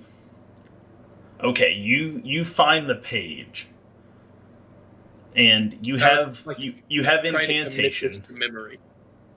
Okay. It is considered a hard incantation roll to recite a demon's true name. If you have the book in front of you, I knock it from hard to challenging. The runes are still difficult to even read and say and pronunciate correctly. Trying to do it from memory is incredibly hard. That would be an arduous incantation, probably. Yes, trying to do it from memory would make it arduous. If you have the book and it's all written there in front of you, I usually knock it down one level, down to challenging. Under duress, it would be hard. I will just try to commit this to memory. Then I'll close it up and hand it to Tragedy. Okay. Make an incantation roll at Arduous to see if you have this memorized. I'm going to, You don't have eidetic memory, do you? What? What's your merit? Do you have eidetic memory? No. One of you guys had eidetic memory, didn't you? Am I thinking of someone else? It wasn't. It had to be a human. Wasn't it, I thought it was Felix. Serial alignment. Felix wasn't the way to die? No, not me. It isn't you? Nope. And Yeah, somebody did. why, I thought one of you had it. Yeah. Covenant magic, ruinous power, indifference, strangler's union. You don't have it though, do you? What do you have for a ancestral trait? Knife work, indifference, strangler's union. The one that lets me spend a fortune to escape damage. Grim Resolve. Yep, I didn't put it Yeah. on your talents page, but yep, there it is. You have Grim Resolve. Okay, so that is unfortunately not eidetic memory. Yeah. Okay, I was gonna see if you had anything that would help you with this, but that I have something that could probably help. I don't know about probably, but it does help with incantation tests. oh, what is it? I'm gonna pop out that Witchstone essence and take a hit of it to try to see how Okay. that grabs me. Before you do this, I'll tell you what. This will work. So what Witchstone Essence does, and you're not using it for its true intended purpose, but this is going to work out for you because I made it an incantation test. Witchstone Essence, when inhaled, sometime within the next 24 hours, you can critically succeed at any incantation test. Typically, casters use that to critically succeed at a spell, an actual spell attempt. You're actually going to use it to critically succeed at just memorizing this demon's name. Yes. Okay. With a critical success, I will make this a standard incantation roll for you to recite the demon's name. Ooh. One difficulty level easier than it would have been otherwise. If you take the 9 corruption by inhaling the Witchstone Essence, you take 9 corruption, and you will have that demon's name memorized as a standard roll for incantation. Neat. I would say if Reese sees him snorting the stuff, he's going to try to take the book from him. Oh, go for it. Oh. I'm done with it. All right. So he's not even resisting. So you snatch the book from him right out of his hand. Yeah, I'm just trying to keep that mental image stuck in my head forever. You hear the voice of it in your head when you snort the dust. Free me.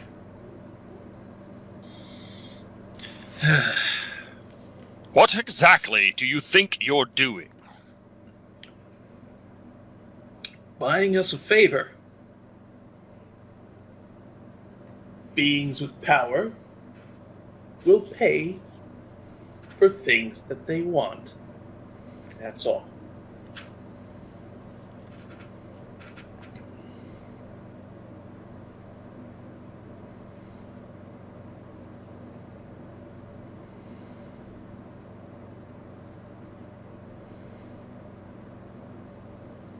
He kind of slams the book closed very dramatically. So tell me,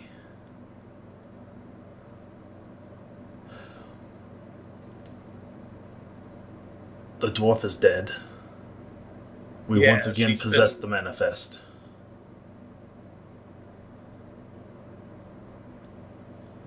You had gone in to find a gnome named Nigel. Yes, My- and my he's old companion. he's created a ship that can sail upon the seas of time, which is how this book was reacquired. Of course, that all makes sense now. I'm glad someone thinks it does. That is what I saw outside the temple in Treefell that day. They had said it was destroyed by a demon, by the Light Eater. But it was not. Something large emerged from the portal in the sky. Caught fire. Crashed into Treefell.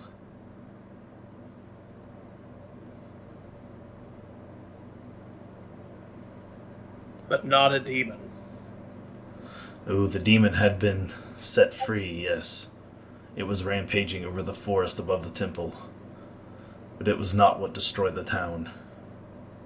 It is that book that my friend Everest died trying to get away from that temple. He was chased down by golems, the Emperor's golems.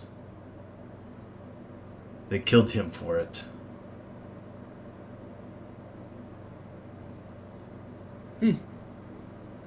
It all makes sense now. So It was the rather work. than- It was the work of the Maester. Yes. And that's helped to set things up in a rather circular fashion.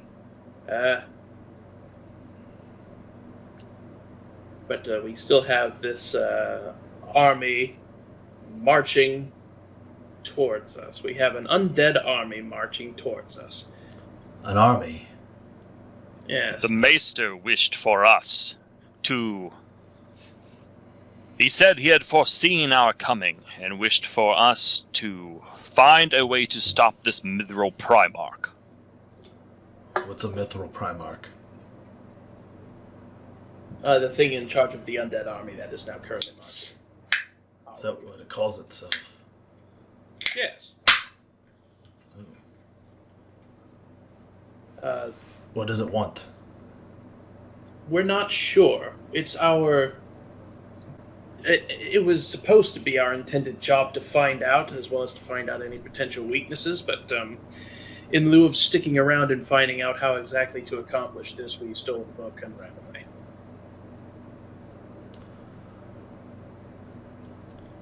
An army is amassing outside the gates of Vallandria, Yes. and the Maester sent his greatest piece of technology back to retrieve this book. They wanted the name written in the book in order to control the Light Eater, which they possessed inside the castle. Impossible. Zelina contained Quite it. possible. Zelina contained it inside the Plague Doctor known as Plague Doctor Pathos. Plague Doctor Pathos is buried in Huttenberg. How could he possibly have the Light Eater? Perhaps he they has it in a exhumed large- him. Yes, with a large spider web of some sort. Is your Spider- plague doctor friend a spider web? No. Hmm. Nadia was but an outrider. A friend of mine, Zelina's and Nigel's.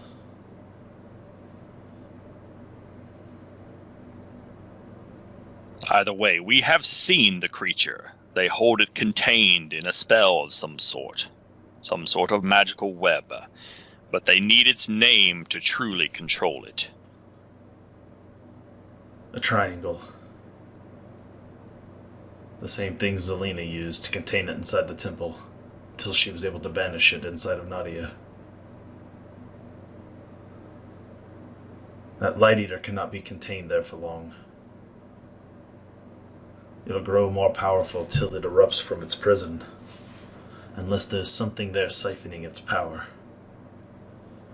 Witchstone. That's how they're creating it. The Witchstone's a byproduct. There has to be something more.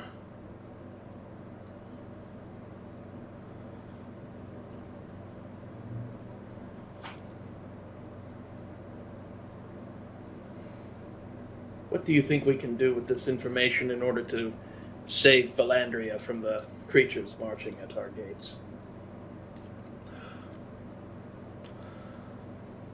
Well, I had feared that the Maester's influence over the Emperor had come too great. I'd feared that the Emperor's reliance on witch science had pushed him to the brink of madness.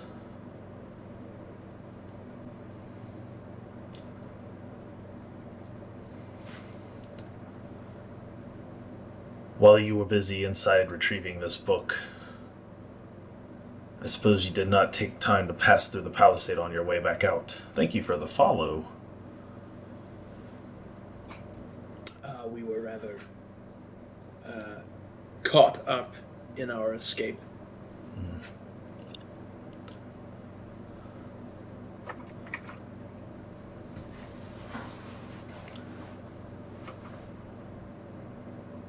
They've begun to, as a demonstration, publicly execute heretics. Their bodies being strung in front of the palace. A grim reminder to the others to fall in line with the God Emperor's will.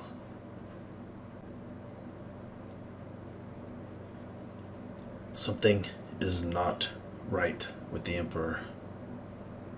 No, of course not. That seems quite accurate. The Maester implied that much of this is at the Emperor's will. With an army amassing outside the gates, the Emperor cannot be removed from power. Such a vacuum would send the aristocracy scrambling at each other's throats. And that's a reason to not remove the Emperor from power? I don't know that we have a choice other than to try and stop this Mithril Primarch. But I was not willing to allow them, the Light Eater, to do it. I will not permit anyone to use such fell power. If the Light Eater is set free, then everything that my companions fought and died for would be all for naught. The sacrifice of that little girl, her blood spilled upon that altar, to see it forever banished, would be all for naught. Nothing lasts forever, unfortunately. If we can somehow stop this invasion from destroying everyone, we may yet still have opportunity to deal with the Emperor. If the Emperor is seen by the people as having saved Vallandria once again as he did from the Orcs' invasion so many years ago, I do not know if the people will have it in them to rise up and remove him. Is it perhaps possible this Mithril Primarch may do it for us? You would allow the Mithril Primarch to march through the gates? Into the throne Maybe room it will itself? allow us to speak with him? My thinking is not that we should aid this creature, but that we must stop and defeat it. But we also need the Emperor gone. If we are to focus ourselves, perhaps we should focus on stopping the Mithril Primarch. Then it is up to us to choose when to do so.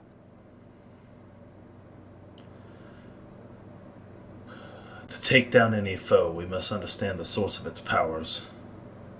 We must understand its motivations.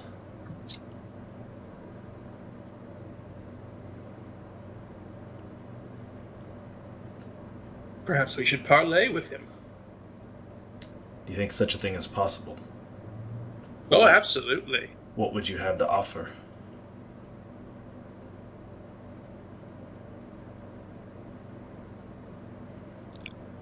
Reese will look over to the Deadly Dandy. Is parley possible? You have encountered this thing. He kind of just looks up at you. He's like, he asked me for Nigel, and then proceeded to systematically slaughter everyone in my village, sparing me only to deliver the message here. So possible, but not likely. It doesn't seem Would like be- it, but it does speak.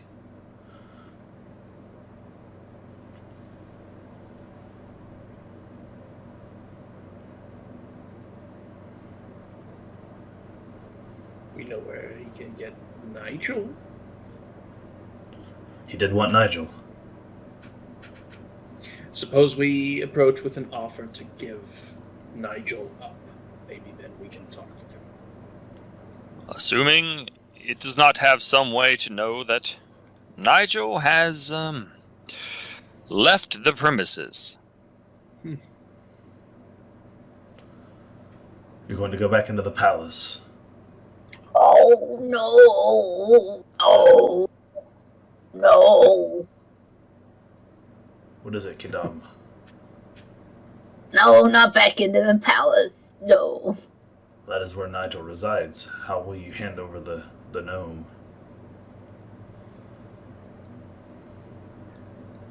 Could we lure him out, perhaps, somehow?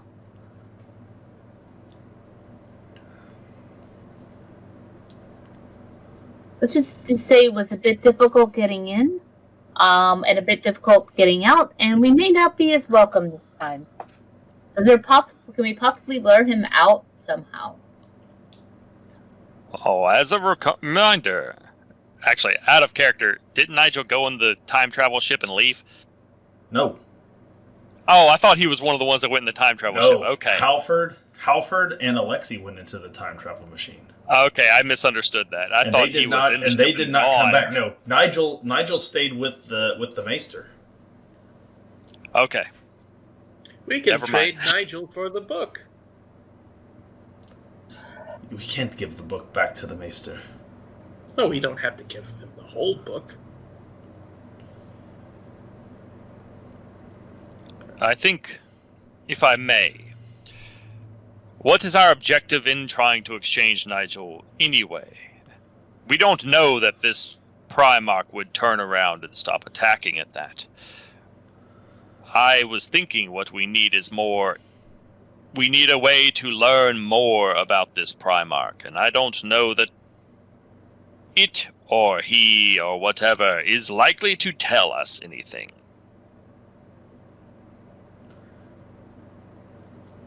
If the Maester needed this book to defeat the Mythal Primarch,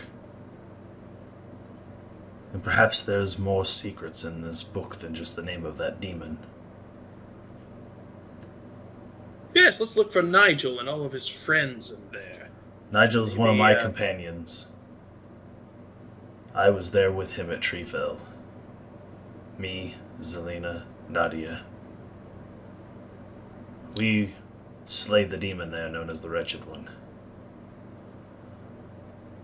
We were the ones who set the Light Eater free, and then struggled to have to recontain it, at a loss of our friend Nadia. What of the Redcaps? Was that the name of your group or some other?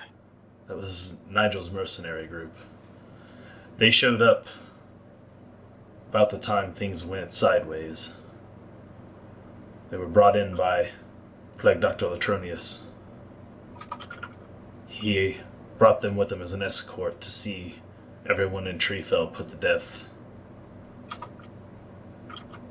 Well, it sounds perhaps as though this Primarch might have been interested in all the Red Caps, perhaps, not just Nigel.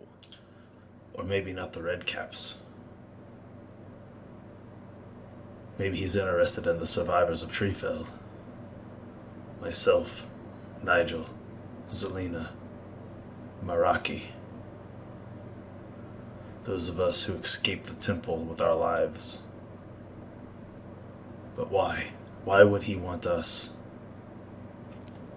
My thought was just, perhaps there's something in this book about the Red Caps or about the survivors that might illuminate information about this Primarch. I mean, I do not know what other things that the dwarf would have written. He was, to my knowledge, not there. Well, since I have the book currently, You do? Reese will take a step away from the Pumpkin King and ease back a couple of steps and open it and start perusing, first looking to see if there's any mention of anything related to the Mithril Primarch or undead things. You know there were undead in the temple.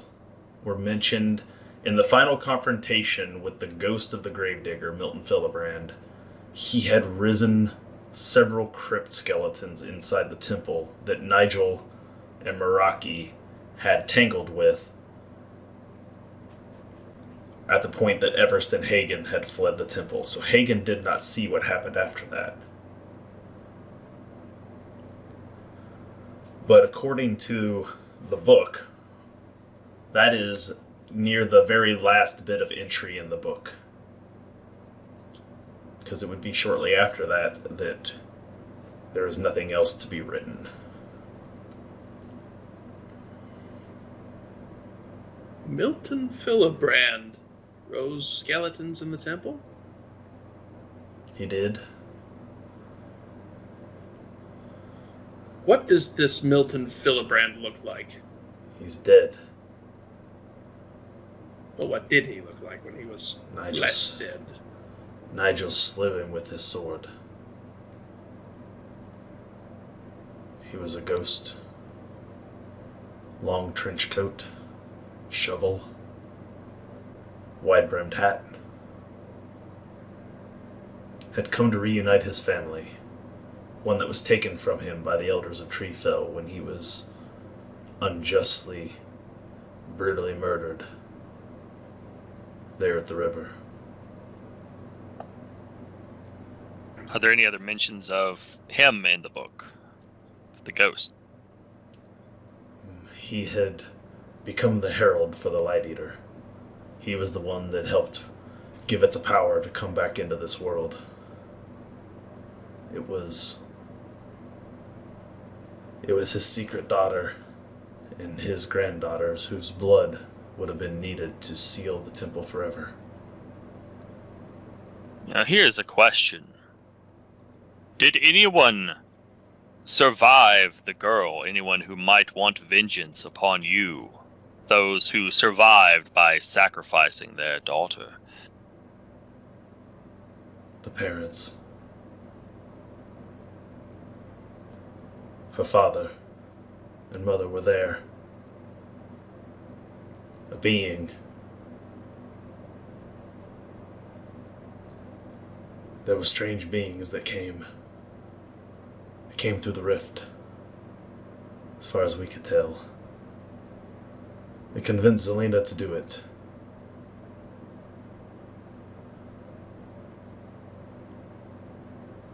I don't know what happened after that. I had fled.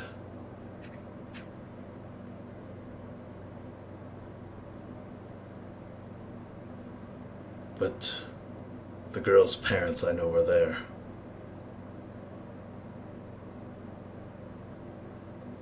Her father was captain of the night guard at Treefell. Everything keeps coming back to Treefell. Perhaps that's where we should take our little road trip. It'd be difficult to get there now if Huttenberg has fallen. And we'd have to get back very quickly. You won't have time to get to Treefell now. Hmm.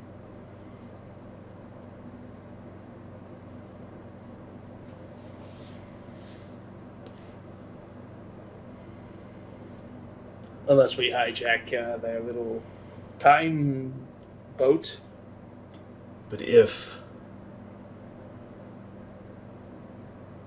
your theory is correct, Raven, if the Mithril Primarch is in fact Lawrence Stauncy, if he has come to get revenge,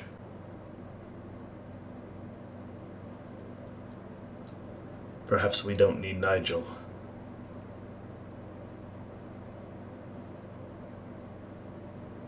Would he not most want the one who performed the ritual? Indeed. And we know exactly where she can be found. Hmm. But I dare not offer Zelena's life. Give him me instead.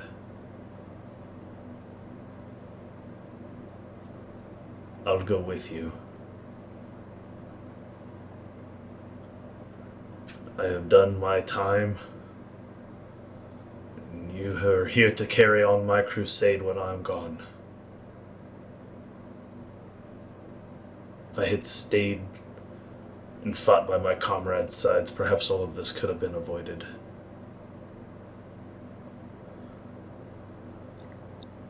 If you can make that argument to the Mithril Primarch, then you're welcome to join. I would not argue. I will not argue. But I would say that we might consider whether or not that decision might be hers. I would hardly call what she is doing now living, attempting to somehow atone for her prior actions, without any real method of doing so.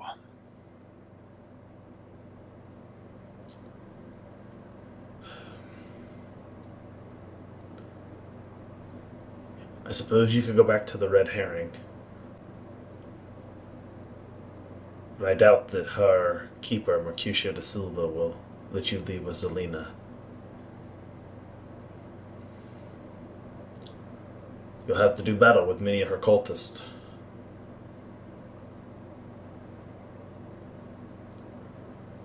The cult of the Custodian is not one to be trifled with. I would prefer to avoid as many deaths as possible. But the other question is, if we offer you or her, does this really get us what we require? It may put us face to face with the Mithril Primarch.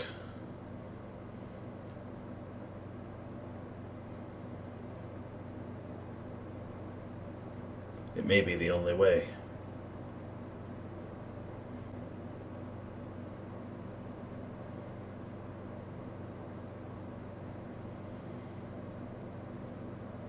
Yes, I suppose it's too late now to ask for a Zeppelin to fly into their ranks. No, I would say at this point you are easily wanted by every dragoon. The bounties on your heads probably rival that on my own. Yeah. It seemed much like they had every available Zeppelin searching for us. And that will still be the case.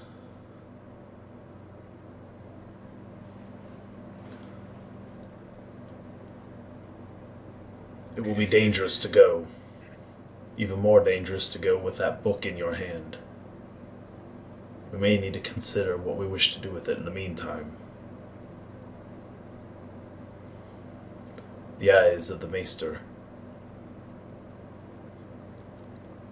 They will see more than even what the spotlights of those Zeppelins can find.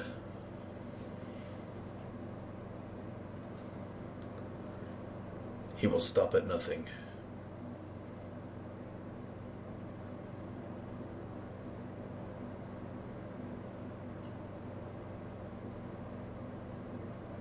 If it were Perhaps not, we should just destroy the book then, again.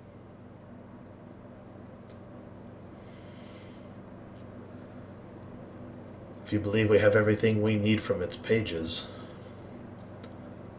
I suppose that could only foil the Maester's plans. If he attempts to scry for the book, would come up empty-handed. Well, I hate to think that my friend Everest then will have died for nothing. the only thing thus far I know that I find questionable in the book, or rather objectionable, is the name of this creature. But then also, from what little I know of such matters, how else do we fight or deal with it if it were to get free? I have seen this terrible thing when it was set loose by me and my friends upon the forest of Lenovir, where the temple at Tree Fells tucked away.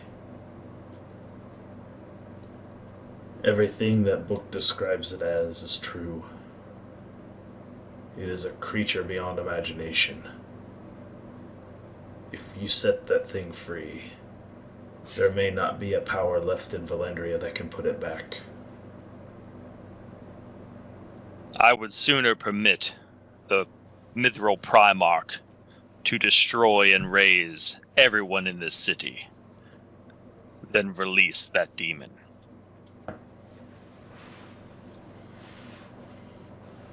Well, those are bold words for one of the learner.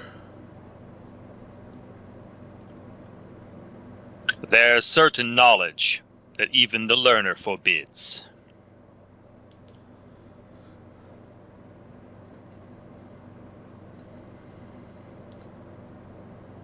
What say the rest of you? Kadam? Kiram is just quietly taking this all in, because this is definitely well outside of her familiarity. So, You see, yeah, you see recognizes- the deadly deities over there. He's just like, this is suicide. What you guys are talking about is suicide. Yeah. This is crazy. Yeah. Kiram's kind of wondering who did I get myself caught up with? Maybe I should be back at the bar having some, mead or something, because this one might be a little chaotic and wants to burn everything down, and this one's talking about demons, and I don't. I'm just here for the fight.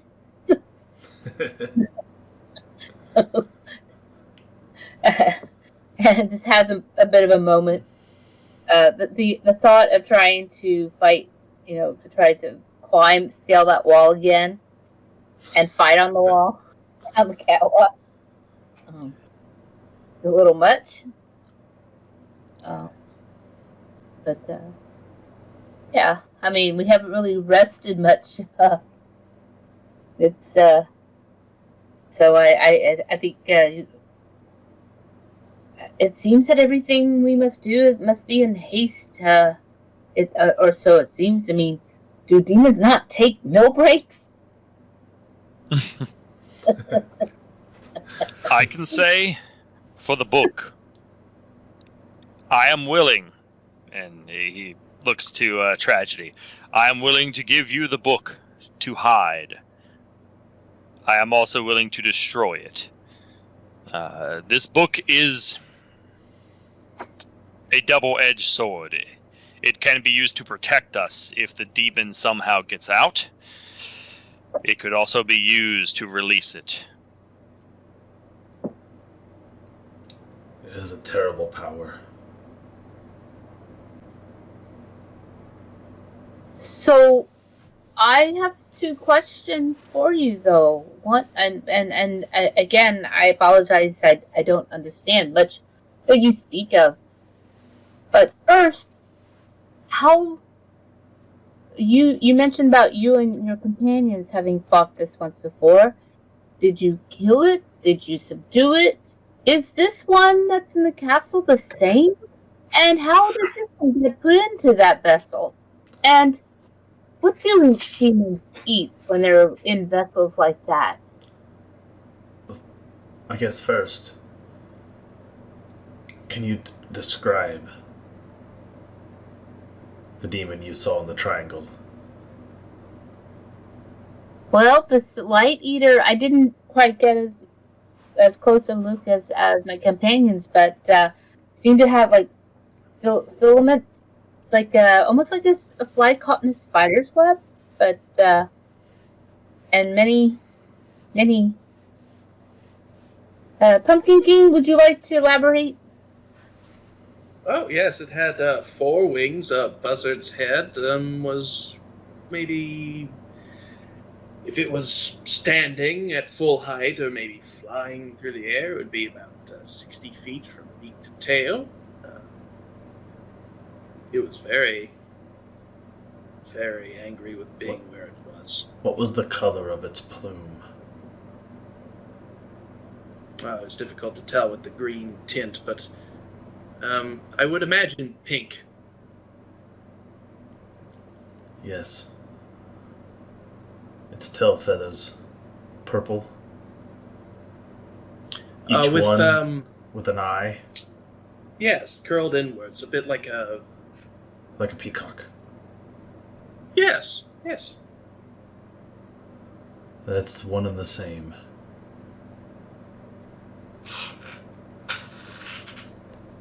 When it came and it spoke to us, it called itself the Great Bird of Rebirth.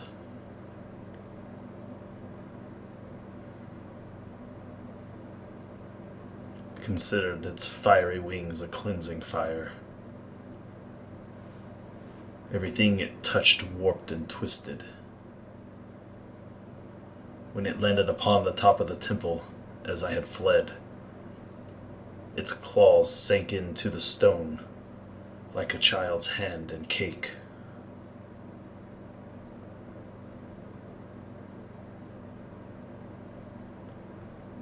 Its wings caused trees to melt like candles.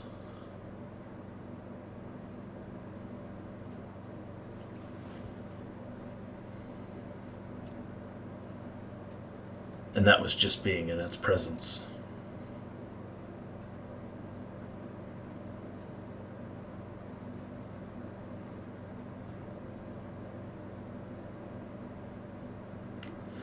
I am unsure that setting it free is wise. Though I question the wisdom of leaving it in the hands of the Maester.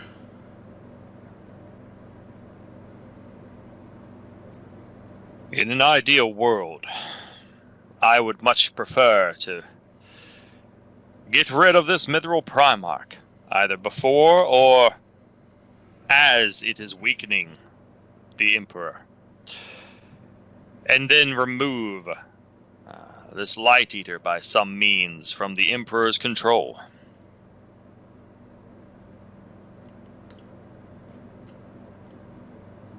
If the Light Eater is being contained to produce Witchstone that power the weapons, that powers the streets, the Zeppelins, even our Rumble Bustler. Removing the Light Eater will remove the fuel source for all those things. Yes. This kingdom will fall to the Bithel Primarch. Within a day, we no longer have the siege equipment from Huttenberg. We no longer have the lumber from Treefell by which to forge new. Well, yes, that's why I said to kill the Primarch first. Then you're going to need a plan to get outside the walls unseen by the Emperor's men.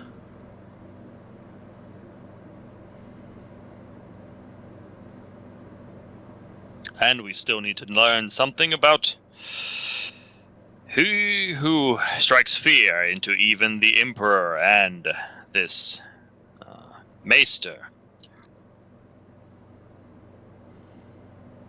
Be it meeting face to face to somehow hope we glean some knowledge without being killed.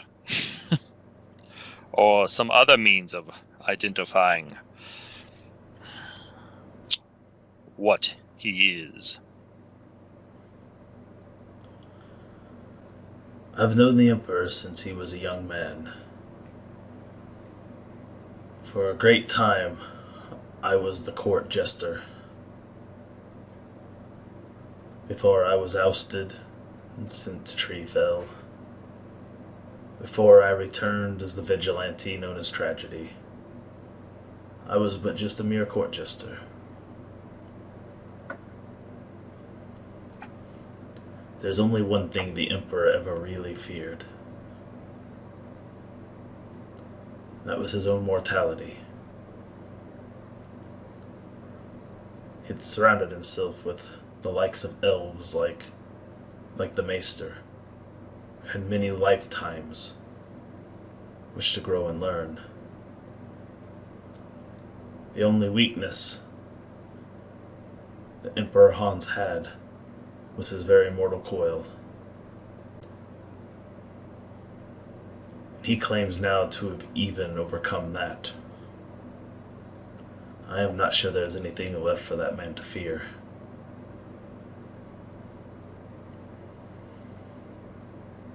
The book?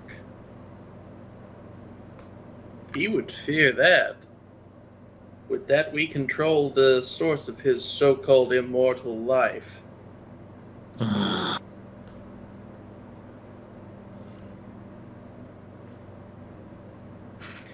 Perhaps that new technology that sustains him is powered by Witchstone. If you control his source, I suppose then you could perhaps have a bargaining chip to deal with the Emperor. That's all we need is a bargaining chip. Well, now you have two plans that you must make. One to get outside the walls to meet with the Mythal Primarch. Or two, plans to infiltrate your way back to meet with the Emperor.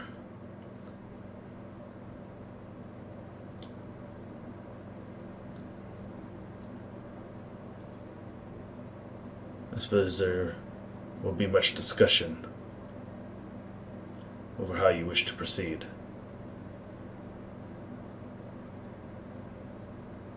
I'm with the Raven. We should take care of the Primarch first. But how exactly that should be done is a mystery. From there, we could go with Tragedy's plan of throwing him to the lions, or try to convince Zelina to speak with him, and thereby also anger the wrath of her people.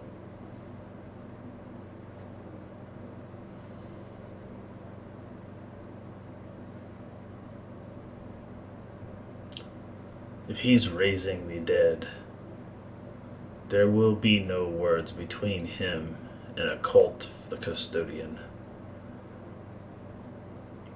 Every dead he raises is considered stolen property from the custodian. They will not stand for it.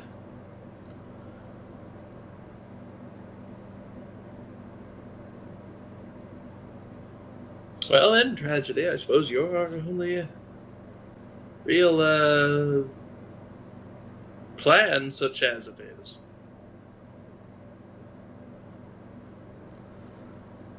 It's too dangerous. Now to get outside of the city. We need to find a way outside the city. Yes. Are there any other passages through or around the walls, sewers, other means we might use. Sewers. Yes. There are a series of sewers that dump out into the river. It would get us outside the walls, mostly undetected by the fleet of blimps. You would not be able to take the rumble bustler down there. You have to go by foot. The journey will be long and treacherous. If we must. Prepare your gear. Will not to point out the obvious, but these sewers we go in, how accommodating are they for larger people? They'll be a little uncomfortable, but you should be able to pass.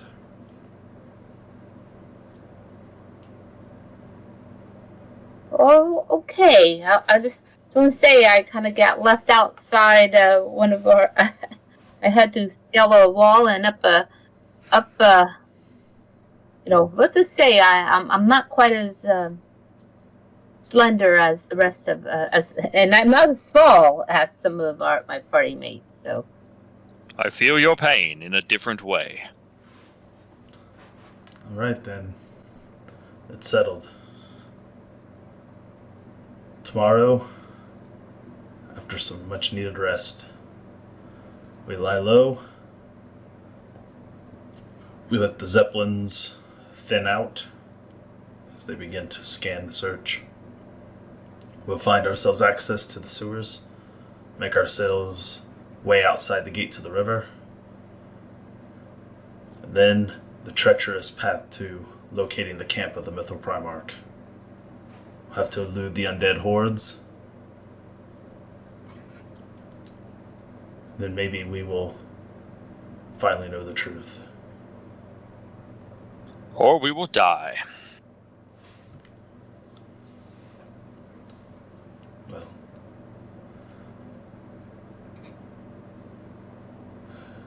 I suppose it would be unavoidable any other way.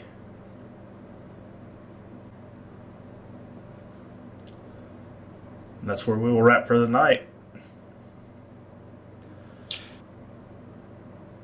So, again, thank you everybody who showed up tonight. Stewie321 Dead, our friends, Riles Plus, and for showing up, throwing some bits, helping out the party in a chase scene.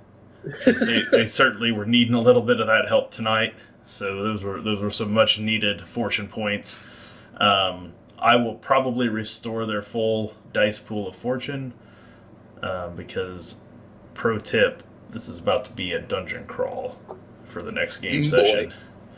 So this is going to get pretty interesting for this next game session. So we obviously can't start that tonight, but that is obviously what has to go down next. It's gonna be a doozy. So tune in next time where they will enter the sewers, which is always a bad idea in any city. Everyone knows the sewers is a bad idea. And yeah. As a reminder, do we need to roll corruption? Oh, yes, we do.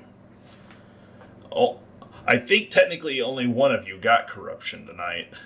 Yeah. I just remember you need to do that at the end of every session or something, and we always forget.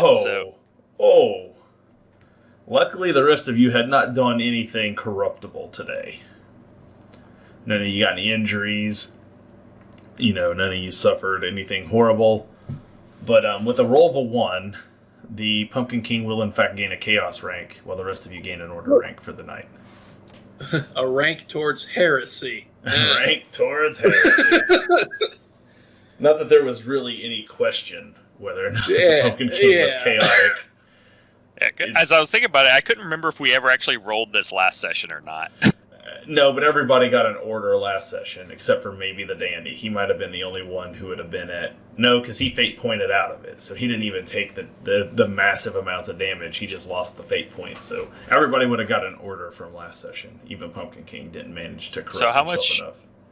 Order would we be at now? Well, this was game session 5, so the total of your 2 bars should equal 5 if we did it correctly, though odds are good we may have missed more than one session. Most of I have you 3 currently. Well, yeah. So if you attended all 5 games, you would have 5. You would have 5 dots of alignment split between order and chaos, depending. Raven, what does Raven have? Oh, I had 3. I guess I just bumped order to 5 because I know I haven't gained any chaos. I don't ranks. think you've gained any chaos ranks, so you're solidly at a 5. And I was trying to think if Kadam has gained chaos ranks at any point in time.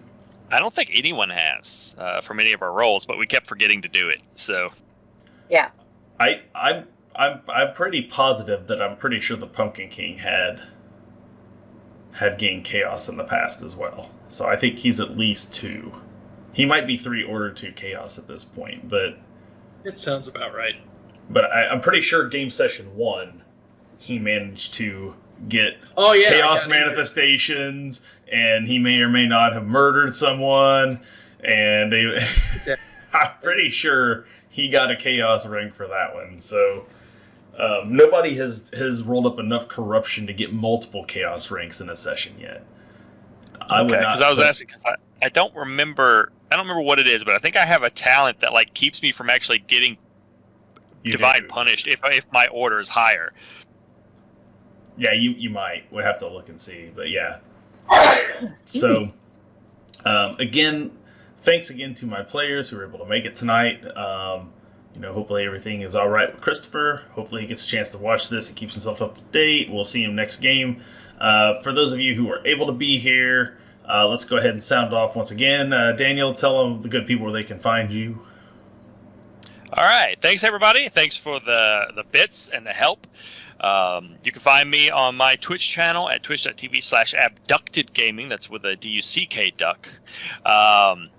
Where I stream, I do a tabletop podcast, which will be this Wednesday. I've been streaming a lot of Subnautica Below Zero and some other games and stuff, so you can check me out there. And, of course, hopefully catch me in 2 weeks when you come back to watch this again. Right. Hey, Jake, Defenders of Cobalt, tell them a little about Defenders and where they can find you next. Well, we're a bunch of weirdo gamers who play on twitch.tv/Defenders of Cobalt. Usually we post news and whatnot on our Twitter, Cobalt Defenders. And that's about the long and short of it. I'm Jake with the Defenders of Cobalt. Start fires, do drugs, and get your shots, people. Get your shots. Chuck would be proud. Debbie?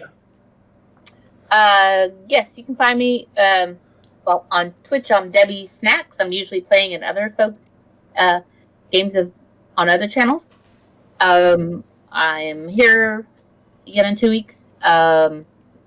This Saturday is Homebrew Roleplay, World of Cairn campaign. And then, tomorrow night I'll be over at Featherfall Tabletop for the very first episode of Candlekeep Mysteries. Oh, that's awesome. Yeah. We like the guys over at Featherfall Tabletop. They do really, really good work. They've built a really good community over there, and we've been very long time. I actually hung out with Bob, the DM, at Gen Con 2 years ago. We hung out all day over there. It was a fantastic time. So I got to meet him in person. It was a lot of fun. Me, him, and Matt Jowett, the Jowsum from. We all hung out for a day over there behind us. It was hella fun. So they're good guys. I am Dustin. This is Tabletop to Keyboard. It is a Sunday around here. That's my Zweihander days every other week. So you can find us here 8 p.m. Central Time. We run right up till about 11. We're still just a hair early today because we can't get into the next piece of content till I make all the maps for it. I do know it's down there, and I was hoping we would get to this at some point. So I was happy to hear them offer up the sewers as a way to go, because I was kind of worried that we were going to go through this whole campaign and that was never going to come up. Jeff and Reigning Sun there in the chat, Rain, he knows damn well what's in those sewers, because he was one of my Horan Huntenberg players, so he knows what lies in the sewers. But You can see that in 2 weeks. Be back here for that. Tomorrow night, Monday night, me and Jeff, again, it's Rain there in the chat, we do community night, where if you're a member of our Discord community, you can hop in there and get yourself a seat to play games with me and Jeff. It's our community night we call Looking for Group. And we have been doing lots of Jackbox games on Monday. Tomorrow, we're switching up a little bit, and we are playing Among Us. And I guarantee you, if you have not played Among Us with me, you've never really played Among Us. You just wait. I'm the world's worst Among Us player in the history of Among Us. But I make things fun. So come watch me suck at this game tomorrow while we play with everybody else. So, if you want to play with us, hop in. We rotate people in and out until we run out of time. And it'll be a good time, I promise you. Tuesdays, Levi does DM'd art at 7 p.m., where he is currently working on a commission of a Bob Dylan painting. He's using real paint, so you can watch him paint live if you haven't. He did a lot of the blocking last week. He'll be working on it again this week. It is a commission work that he's getting paid to do as a surprise gift, and you should totally check out how he does this stuff, because Levi's an amazing artist.